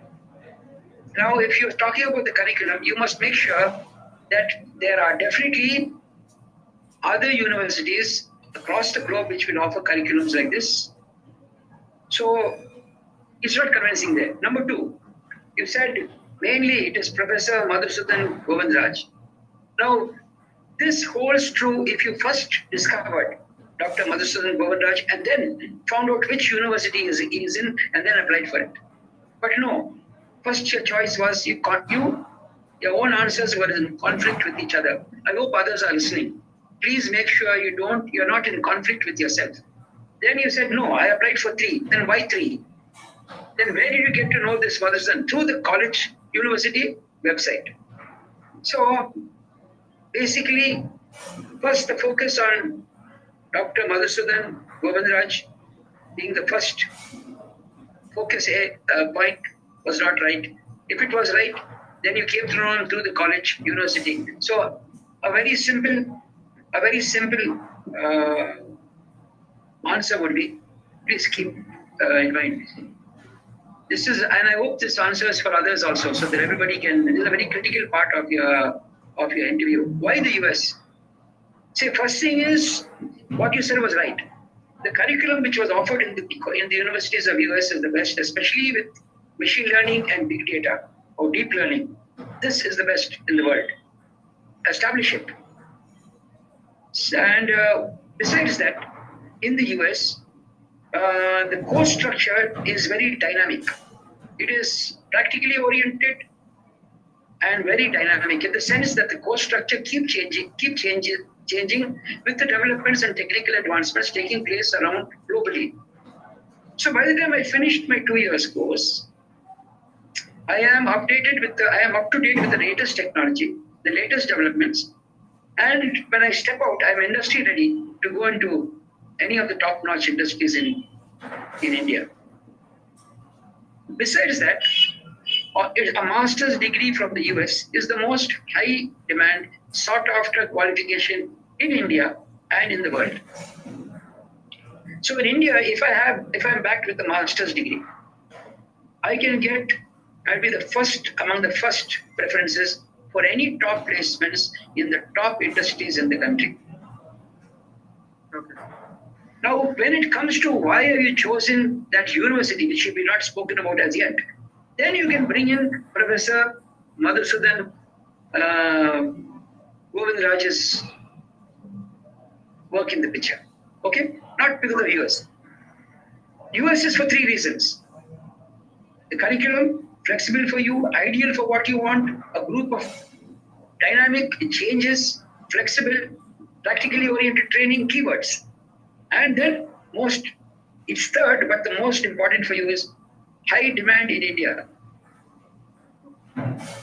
Students with professionals seeking placements, young professionals, with a master's degree, you will get the first preference in any of the dream companies that we want. Is it coming very clear and simple to you? Yes. And also convincing. So when you said this, you were contradicting yourself. So be careful of that. So don't make statements like, avoid statements like, it is the only one in the world, because no, you could be wrong. Likewise, when you talk about 3 universities, which I advised, I think Lavanya last time, that I chose this because the other 2, this is what, make sure before you go your homework, study all the facilities, amenities, curriculums offered by all the 3 or 4 universities you apply to. And if you choose one and you talk about one, make sure, try to find what the other 2 universities don't have, which the one you opted for has. And that gives you integrity in what you're saying. And it's very convincing. Okay? So this was a big question and it required big inputs from me. So I'm going to stop with one, but I'm going to give you a chance to ask me one question of your choice, and then I will be able to. Yeah, actually, So sir, question for you. when you ask, so did you want to do research under Professor Madhusudan Govindraj? And I think your voice is very low. I'm not able to hear you.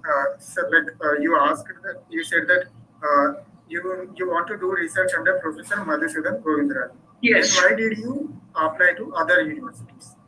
So, Okay. like my intention was, I applied to 3 universities based on the course curriculum and also the professors' research. Okay, I'll answer that. I'll answer that question for you. Let me answer that question for you. Very good. It's a very valid question. It's a good question you asked me.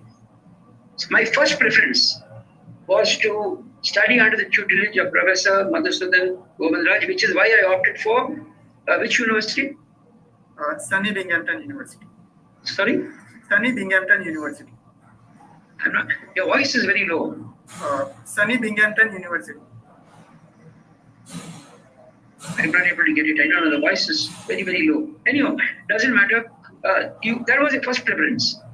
But anyhow, because you didn't want to waste time and you're not very sure about the application process, the time-taking process, and whether because of the placement, the traffic in the placement, you may not get a seat, you applied for the remaining two. So first you focused on working in the university under the tutelage of Professor Madhusudan Govindraj. And then afterwards, my second choice was keeping the curriculum intact, which I wanted. So that would have been my second choice if I did not get an admit from this university. I would have my plan B. But when I got an admit from this university, I thought that's it, and I opted for it. So that's why I opted for 3. I wasn't sure whether I would get a placement. Okay. I would get a seat. And you didn't want to take chances. You didn't want to get delayed.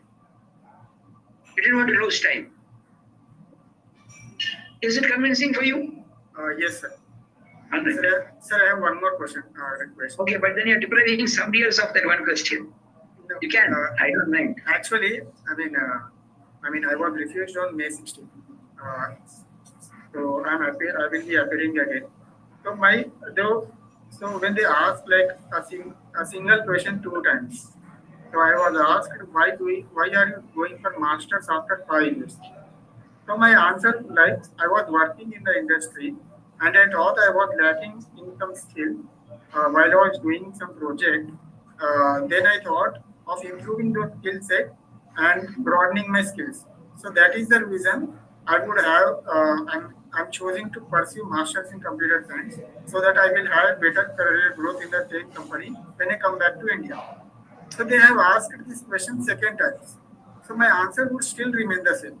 So their intention was that they will check like how spontaneous, whether we were like prepared or not. So how to answer those questions when they ask? The same question could have been answered straight into the point. Yes, why 5 years? Because it is only during my experience that it's only during my experience that I had gained, while I gained experience and got exposure to working into areas related to machine learning, big data, and AI, that I realized that I needed to upgrade my skills and back myself up with a higher academic background. And I decided that I should do master's. Simple as that. And as many times as they ask you, that's the same answer.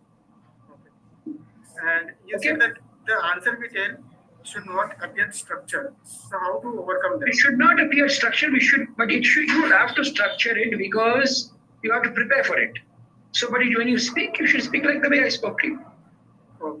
That's why don't repeat yourself. I will go so that I could use my skills again and then I could upgrade my. It's understood. We know that. We all know that. He knows that. Simple. I came to know it's when I was in the midst of my experience of my running that I came across several projects. And when I got projects related to machine learning and artificial intelligence, machine learning and big data, that's when I realized that what I have is not enough. I've got to upgrade my skills. I've got to back myself. I have to upgrade my skills further. And I realize a master's degree is a must. So do I look confident and do I look talk in a conversational way? Or how do you feel? I didn't hear that. Do I look confident and whether I'm No. speaking in a conversation manner? No, definitely you have to build up your confidence. Okay. You're looking unsure of yourself, like what I'm going to say. Okay. So that's why I was giving you feedback on how to speak. Okay. Emphatically. That's the idea. You have to prepare so you will get confidence. Okay. Prepare, practice, and depend. Yes. talking to me, but you are looking like you're not sure about what you're saying is right or wrong. But it doesn't matter because you're coming for that. The whole basis of this is to overcome your confidence, your method of style of speaking, how to structure your answers. So that's it. Like as you've already been advised, if you want a one-on-one counseling, you can always get in touch with you've just been advised on how to get specialized attention if you want. So probably you will need such kind of specialized attention from one of the specialists. And they will guide you, they will turn you around very easily. Okay. It's all about getting your confidence back, being sure of what you're saying. Okay? All the best. Thank you, sir. Take care. Thank you. All the best. And if we can keep it a bit shorter so that we can give. Yeah, but then he has to. I think you have to do that because he's got to leave. I finished and I gave him one question, but he requested me for one more, so I don't mind. Sure. Okay, Ritik Duggal, you are here. Yes, sir. Hello, sir. This is Anshuman Parikh. No, Ritik, sir. Okay. Ritik. Okay. Yes, sir. Yes, Ritik. Tell me about yourself before we start. So before starting my interview, sir, I want to share you something that I got refused on 4th of June. That I couldn't able to reach the embassy at time. I got my flight cancelled. That I live in Karnal, and I got my flight cancelled. That I have to take the flight from the Delhi, and my flight got cancelled. That's why I couldn't able to reach the embassy at time. And just due to that trembleness, I wasn't able to tell the officer and to satisfy the officer as I got very nervous. That's why my interview is not so well and I got refused. And I got denial under section 214B. That is the usually denial that was given by the US officer. So I was going for my Masters of Law and I have already having an experience of international education that I went to UK last year for my international exposure and I went to UK for my international summer law school. And so that's all about my profile, sir. All right, on this part, of course, that is pure bad luck. I understand, and it's quite natural to get panic and lose confidence when a situation like that happens. But you can talk about it in your next interview. Yes, sir, I will definitely talk about it. How you are more composed and you can tell them what is the reason for failure. That is the reason. This is what happened. But what is going to fall bad on you is a flight got cancelled. Fine, not in your hands. But being late is something which you cannot explain. I couldn't recover this thing that I'm late. That this is not their responsibility. Because you have to be. It's your responsibility to be much ahead in time. But flight cancel, yes, that can happen, and that is pure bad luck. So generally, people who go for such things go one day earlier, anticipating a flight delay. And so that was bad luck, but you can now confidently talk about it and say, that was a mistake I made. I didn't book one day earlier, or something like that. You can talk casually about it. And say, okay, now shall we start? Yes, sir. All right. Now, I don't know about this. Okay, sir. Okay. You have told me, but I don't know about this. Okay. All right. What are you aspiring for in the US? So, officer, I'm going for my Masters of Law that I want to become a corporate attorney in my home country and to work in the US-based companies in India. And the person who having the knowledge of both jurisdiction would be a more competent candidate to work with them, as well as the companies that are based in India, which are US-based companies, have to hire the attorney both from the India and US, and the only person who having the knowledge of the both jurisdiction of the laws would be a more competent candidate to work with them.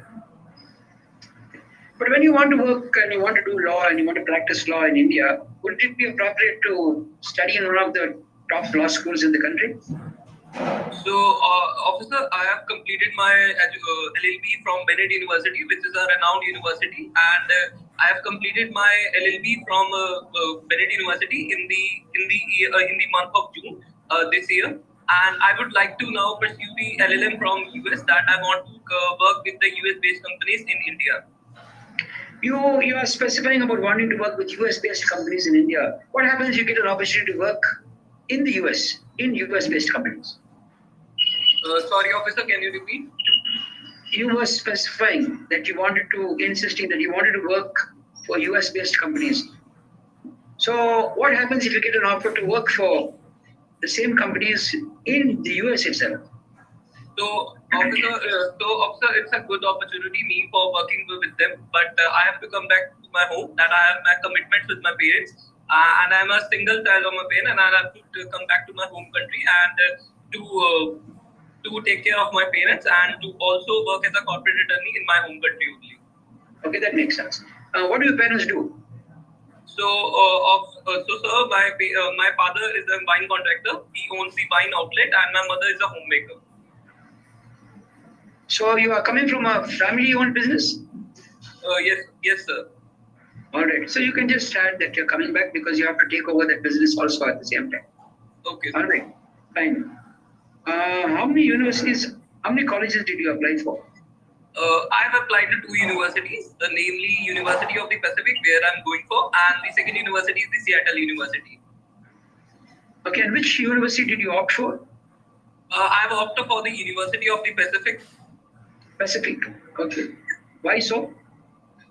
So the curriculum of this university perfect aligned to my future goals. That the curriculum offer me the subjects like the patent law, insolvency, bankruptcy law. That would be help me to achieve my future goal. That I want to become a corporate attorney and to work in the US-based companies in India. And the second is that this particular universities, that the McGeorge School of Law, conduct the seminars on the specified law fields and also conducts the moot court, which would help the law student being a law student to help the confidence of that student. And the last part is that the university is located at the heart of the California, that is the Sacramento, and the superior judges here from the Sacramento came for the guest lecture, which would enhance the skills of the student. In case you don't get selected, which would be your next country of choice? If I would not get selected, I would be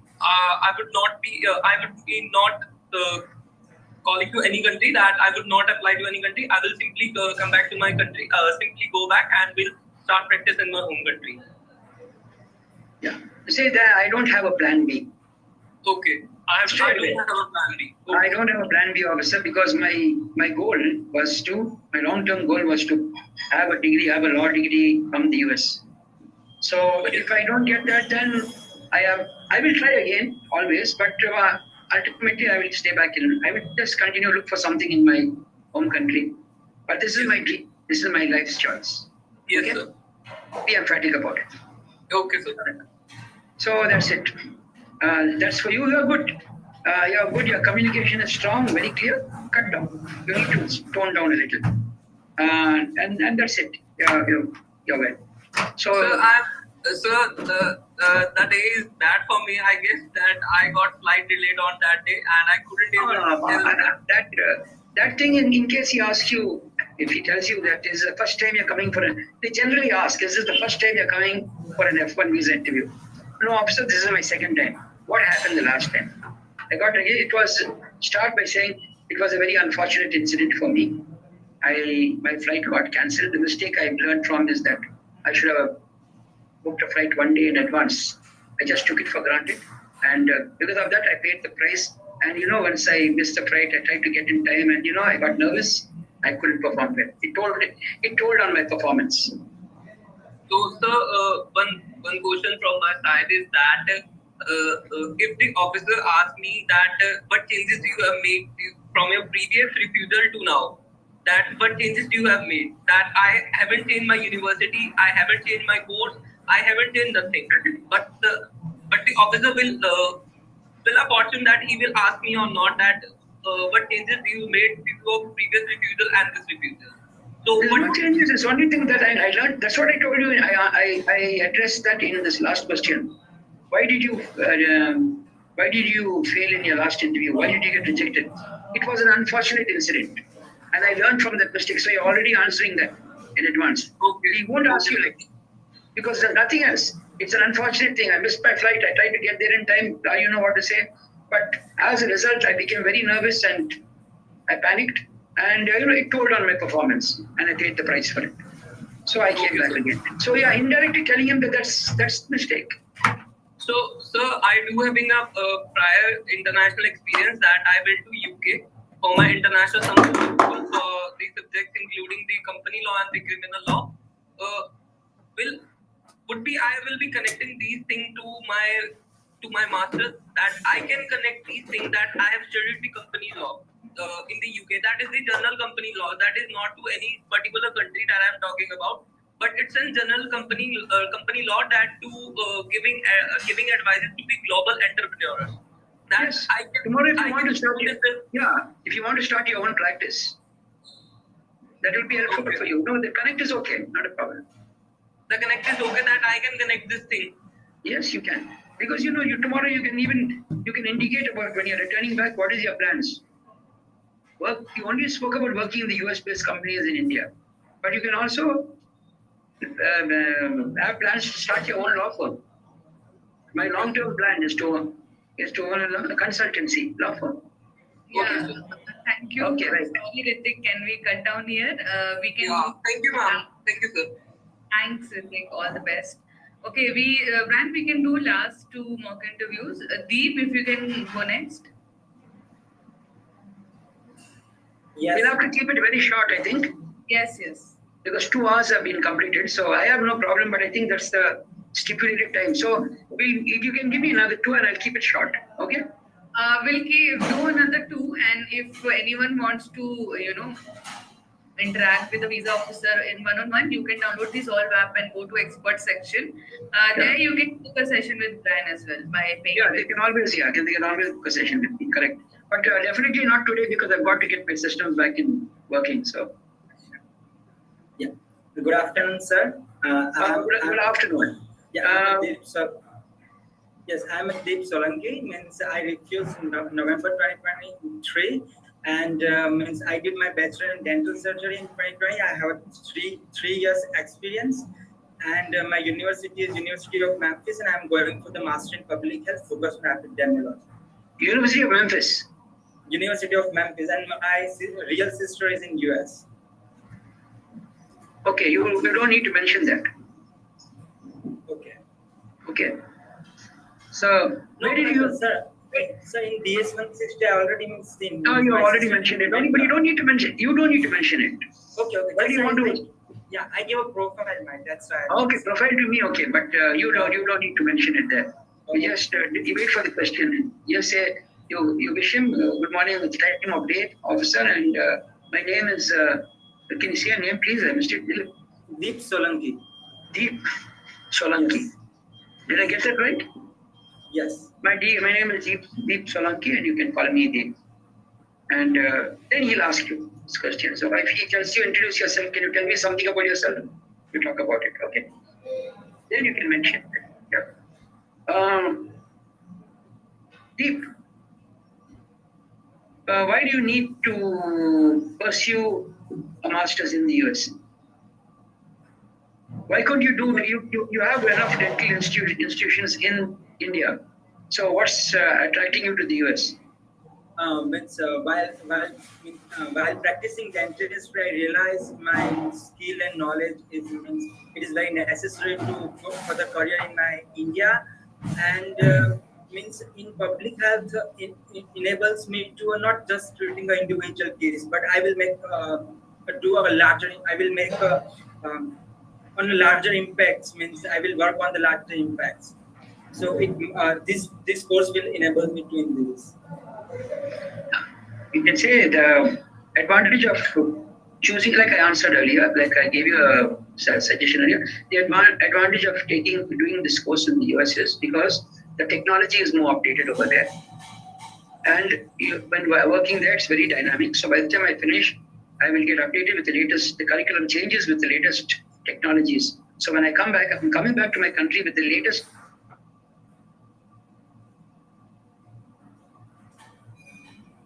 I think Brian's video. Yeah. We'll wait for a couple of minutes.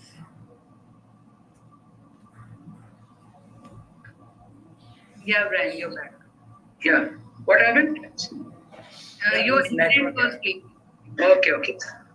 So besides coming back and when I can get into any of the top institutions here, medical dental institutions, and there's a big demand here for dental surgeons who are qualified from the US, and that will give me a lot of impetus in my career.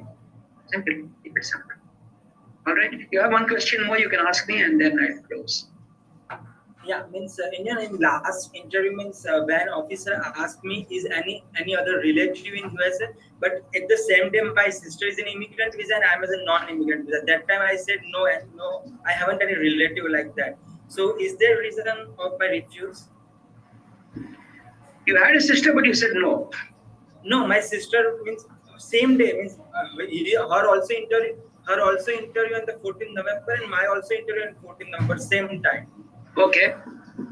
And officer asked me, is there a relative? With my sister was paying tax, but in USA, but she's in India because that time on means both same date. So the question was, do you have a relative in the US? Yes. No, I don't have. Yeah, okay. And it's a fact, you don't have a relative in the US, right? Yeah, at that time I don't have. Now I have. That's it. You're talking about that time. No, that was not. You don't have. Do you have a relative, anybody in your family also aspiring to go to the US? If they know, then it's wrong. But do you have? My question was very straight. Do you have a relative in the US? No, I don't have. My brother-in-law is there, so it's mentioned. My brother-in-law is there.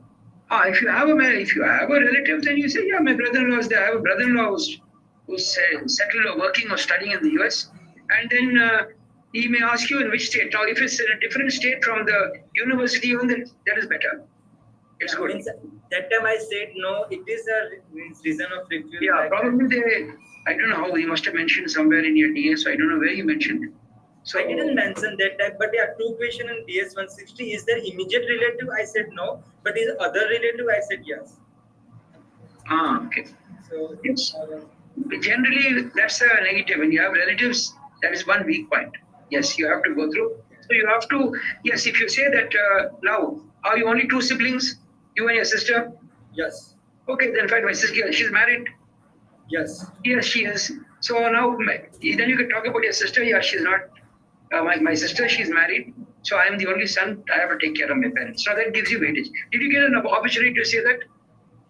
No. That's what I was saying when you prepare your introduction. You may not say the introduction if they don't ask you. But when they ask you about why you want to come back to India, then you can bring this in.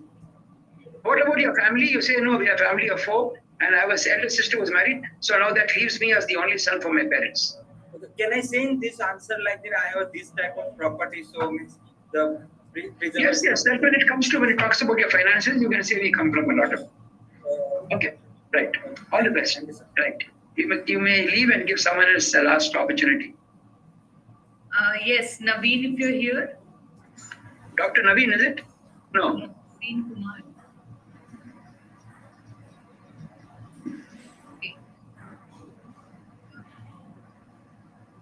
Okay. Rohit, who's this? Neetu Thakur. Hello. Good afternoon. Hello, ma'am. Whom am I? Rohit Reddy. Rohit Reddy. Okay. Yes, sir. Rohit, good afternoon. So I have a doubt, sir. I said good afternoon, Rohit. Good afternoon, sir. How are you? Doesn't matter. Yeah. So I have a small doubt. So I have Yes, been refused two times. I have been refused on 20 May, and I have got a refusal slot again. I also refused on June 14th. You've been rejected twice. Yes, sir. Did I get that right? When is the first time? May 20. So May 20. The second time is? June 14th. June 14th. When this June? Recent now? Yes, sir. Recent. 24. Yeah. That is May 20. Yeah, sir. So after 4 years. No, sir. It's 2024. May 20. Okay, May. That's what I'm thinking. May 20th. Don't believe for 3. May 24 and June 24. All right. Do you have any reason, any idea why you were rejected on both grounds? Yes, sir. First time, I was fumbled. So okay, you fumbled. All right. Second time? Second time, I was answering, but ma'am asked me some other questions, I was not able to convey my intention. So, What were those questions? so like first time when I went to Hyderabad consulate, ma'am asking like I was applied to computer science in masters in University of Cincinnati. So, ma'am, officer asked me that why have you applied to this university? It's not a reputed university. Okay. So I was humbled. So I said that there are electives which I am interested in. So Okay. I took this university. So ma'am said that the electives are a part of a university. Every university in US. That's exactly what I said earlier. Before you talk about why you chose a university, you must make sure what the other universities have or don't have. True. So I Very, very important. So the counter question I was humbled. I did not answer it properly. Okay. I think it's a rejection point. Second Yes, sir. time when I went, I was humbled and I said the previous, like, ma'am didn't ask to buy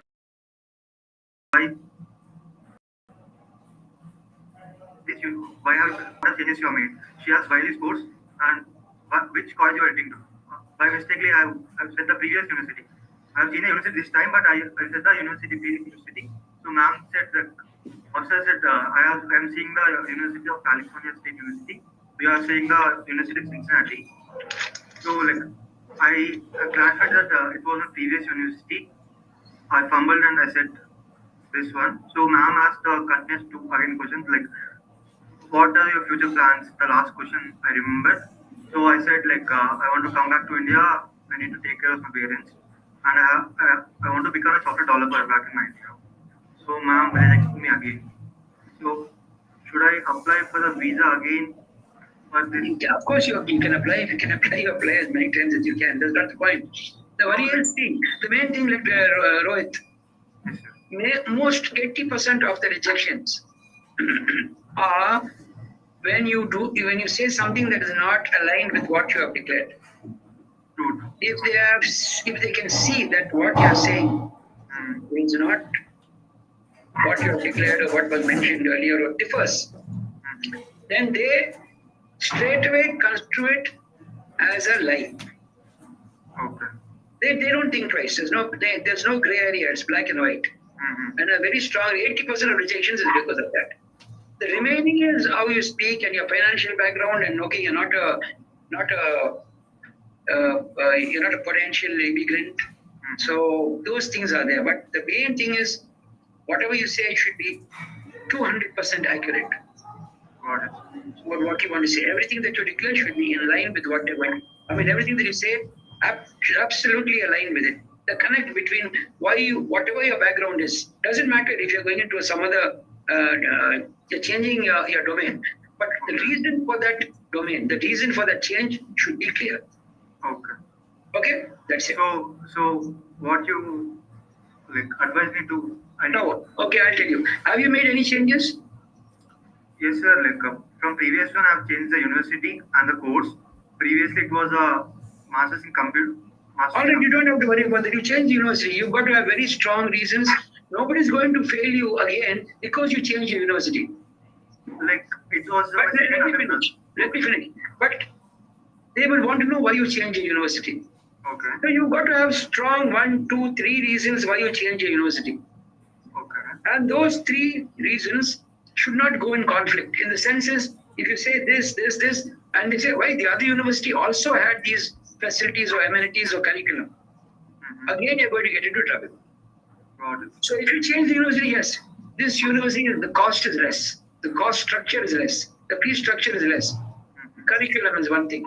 If you know a professor whom you've got academically taken an affinity to, his works, his readings, his lectures, his research work, that also will help you.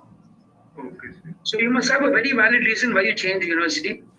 And then after, you have to be very sure that whatever you say is in line with whatever you have written or whatever you have declared. And then you're good to go. So like I have changed for my second interview. So that's it. I think we'll have to close now because our time is running. Yeah. Just a second, sir. Like, so and you can always get back to me as you were advised before. So sure, sir. Sure. Like, I will be applying again for this fall, sir. So Yeah. I am not changing university. So Yeah. I will be coming up with a courses. Like I want to do a Python course, so that can be added to my profile. So Okay, that you can add, but that's not a very major thing. It's not going to help you much. You can add that, not a problem. So what changes, if the visa officer, what changes have you made from previous one? What should I say? Like, Depending on, like, make a list of the changes you made. If you have changed the university, you have to tell them I changed the university. Why? okay, sir. Got it. Don't say that. Don't say that your answers were not in line with what you declared earlier. And just leave it as such. Okay. All right. All the best. Sir. Thank you. And being in Neetu, you can please ask one question. Sure. Hello, officer. Good afternoon. Neetu this side. You can call me Neetu. Hello. But somebody's on video. I mean. Yeah, it's me, sir. Yeah, Neetu this side. Are you the last? Are you going to be the last candidate? Yes. May I know your name, please? Neetu is speaking. It's Neetu. Neetu. All right, Neetu, tell me about yourself, please. Yeah. Sure. So I have done my bachelor's in accounting and finance and graduated in 2019. And since then I have over 5 years of experience in the same stream working as an accounting and tax background. Sorry, you're too fast. You've got to modulate yourself. Not able to understand, you're just racing. You've got to be articulate. Okay. Okay, no problem. I'll repeat that. Okay, so I have done my bachelor's in accounting and finance and I graduated in 2019. And since then I've been working in the same background, accounting and tax background, and have overall 5 years of experience. So now after 5 years of experience, why do you want to? After 5 years of experience, why do you want to opt for a master's degree? Right. Okay. So it's been 2 years. I explored a course in order to enhance my knowledge. So I explored a course named CPA, US CPA. So when I was taking into that course, I got to know that we need to have a master's degree to be licensed for it. So I thought IT masters in US will be a great helping hand to pursue CPA in that field. And the course that I'm looking forward is interlinked with the US CPA as well. So this will help me. Okay. Neetu, your answers are too long. He's not going to listen to you. The officer is not going to listen to you. I have told from the beginning of my session that you've got to keep your statements just 1 or 2 sentences. Maximum 3. Hello, it's frozen. Is that? So Brian, I think she has an internet problem. You can answer. So yeah, I'm bad. Okay. So. Okay. Yes, yeah, Brian. So the session ends now. No, Brian, you can go ahead and answer her Okay, question. I can go ahead and answer the question. Okay. So please, keep your answers to just 1 or 2 sentences. It's too long. Of course, I can understand you're racing against time. I know that you're fast because of that, but you've got to cut down. So you're planning to do a master's, fine. In which domain? Neeti? Hello, are you there? In accounting domain. In accounting domain. Now, yeah. After you finish this, are you going to join back? Are you going to go back to the same organization you left? Yeah, if they do give me an opportunity, then I would love to join. If they give you an opportunity, that means they have not given you any sabbatical? We are in conversation regarding that. We are in conversation with that. So mostly I will get, but I won't guarantee because I don't have as of now anything in return. But yeah, we are in conversation. All right. So basically, I don't have a sabbatical, but I've got a verbal. Yeah. Okay. And I'm leaving and you can also add that I'm leaving this organization to do my master's, and I'm leaving the organization on a good note. With the intention of me coming back. So while I don't have a sabbatical, don't wait for him to ask you. While I don't have a sabbatical, I've been, their doors are open for me to come back when I'm equipped with the master's degree. Okay, so if I say that I do have a sabbatical, it will give me a good intention I mean, it won't be No, bad impression. if you have a sabbatical, is good, but you don't have. No, I don't have. They have not given a sabbatical as such, but they've given me a verbal approval that I can always join them. The doors are open because I'm going on a good note. Right. Only for the sake of developing myself academically, and they're okay with it. And will you join the same organization again? Yes, I will. Because I mean, I do not have any sabbatical with them. But then, yeah, I am leaving the organization on a good Now, what you note. can say is yes. As of now, immediately as soon as I finish, if I want to walk into a job, I would just go back to my same organization. But then, and later on, it all depends on how I wish to take my career. At what pace I wish to escalate my career, I may decide. If I get good offers, I will take it. With a master's degree, I think get good offers. You can ask one more question, and I'll let you go. Yes, sure. You asked me one more question, and I have to let you go. Sorry. Okay, so my main concern was I did not apply to any other university. I applied to only one and I received a good scholarship and everything from one university only. So, I mean, is it gonna give a good impression or a bad impression? A very good impression. A very good impression. That's your goal, is that you had one university in mind, you have chosen that one, you have shortlisted only one university, it suits your curriculum, your budget, and maybe the faculty, the one member of the faculty that's there, whatever it is, you can list out all that, and also a scholarship. Okay. And one last question. The loan part, I have not shown any funds of my own. Everything is on my education loan. So is that going to be a problem? Yes. How much is the cost? Quickly, how much is the cost of your?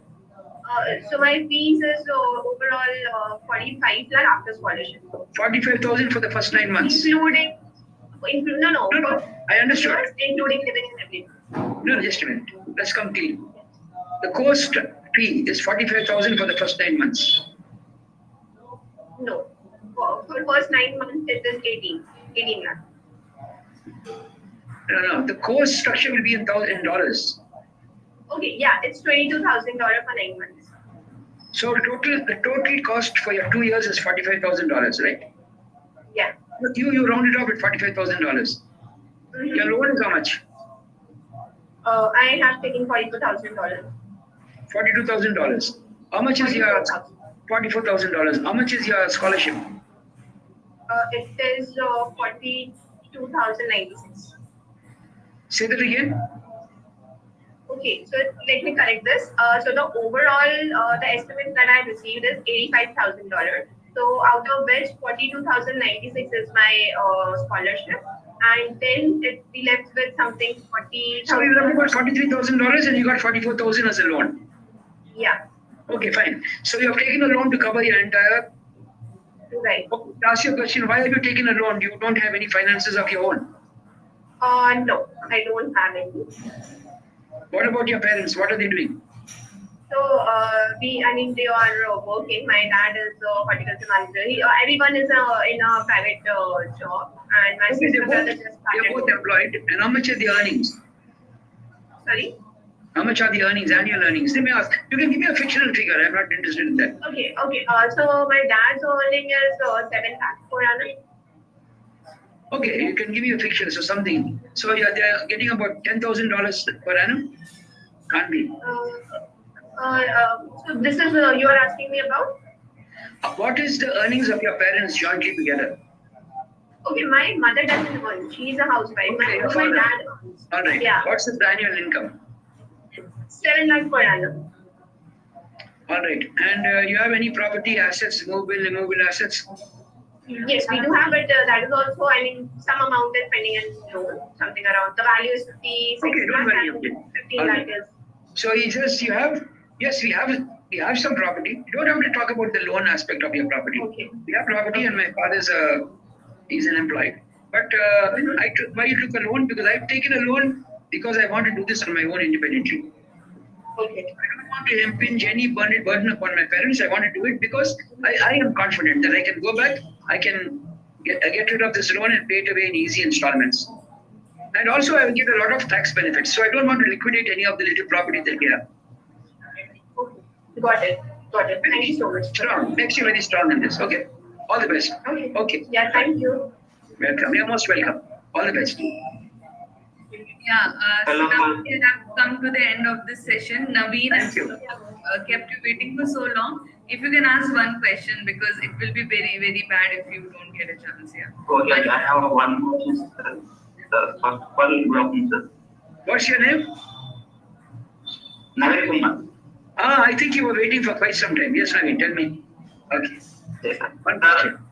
The gap in my education, sir. I have completed my BTech in August 2022. Now I am accepted into University of Massachusetts.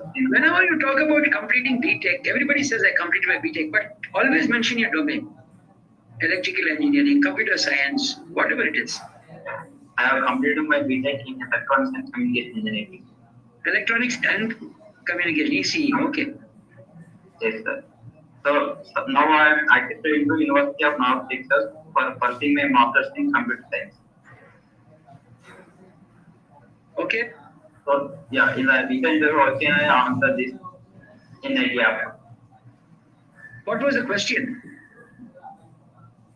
I had gap in my studies, sir. So sorry, I'm not able to. Naveen, you have to repeat yourself. Yes, sir. I have completed my BTech in 2020. Now I got that you complete your BTech in 22, you said. Yes, yes. And now you want to pursue a master's in computer science. Yes, sir. What is your question, Naveen? Can you tell in one sentence? Yeah, I have completed internships, shall I mention that, and I also completed a couple of internships. Okay, you must do your internships and then? I have completed a couple of post certification courses. Should I mention in the for the question of when gap after undergraduate? So, Brian, are you able to listen to me? No, I'm not. I couldn't get him. Can you listen to me? So yeah, I can. He has finished a couple of internship and couple of courses. So should he mention that during his visa interview? Unless, like, if they ask him what is his background and why is he pursuing? He has finished his electrical and communication in 22, and now he's pursuing a course in computer science. And if they ask him why is he pursuing, so he just has to give a reason that he wants to do a master's for certain reasons. But just saying that if they ask him, what have you done between 22 and now? Why have you waited 2 years? What have you done? Then he can say, I completed some other courses, certifications, and he can mention them. Okay, sir. Got it. Got it? Yeah. Unless they ask you, what have you done between 22 and now? What have you done? Why have you waited 2 years to apply for your master's? Then you can mention what certifications you have done. Okay, Naveen? Okay. Answer your question. Thank you so much, guys. Thank you so much, Brian, for all your time. Yeah, from my side, I'm sorry for keeping all of you all waiting for 20 minutes, but it was beyond my control and I couldn't do anything. We completely understand that. Even students are waiting for 2 hours now and we still couldn't give chance to everyone. But I'm sure you have learned from other people's experiences and other people's interview. But yeah, we'll keep doing such mock interviews. So it's not like you'll never get a chance. Be a part of our interview, be a part of our webinar next Friday. We will be doing with Sanjay Kaushik sir. We'll be doing mock interview sessions. So yeah, sorry for keep you waiting, and thank you for joining in. And I hope everyone had a great learning experience. Thank you so much, Brian, again for joining us and sharing all. My pleasure. Most welcome. Thank you. Always happy to be of service and help. Thank you so much. We'll see you again next on Friday, 5 p.m. IST with Sanjay Kaushik sir. Thank you guys. Bye-bye. Recording.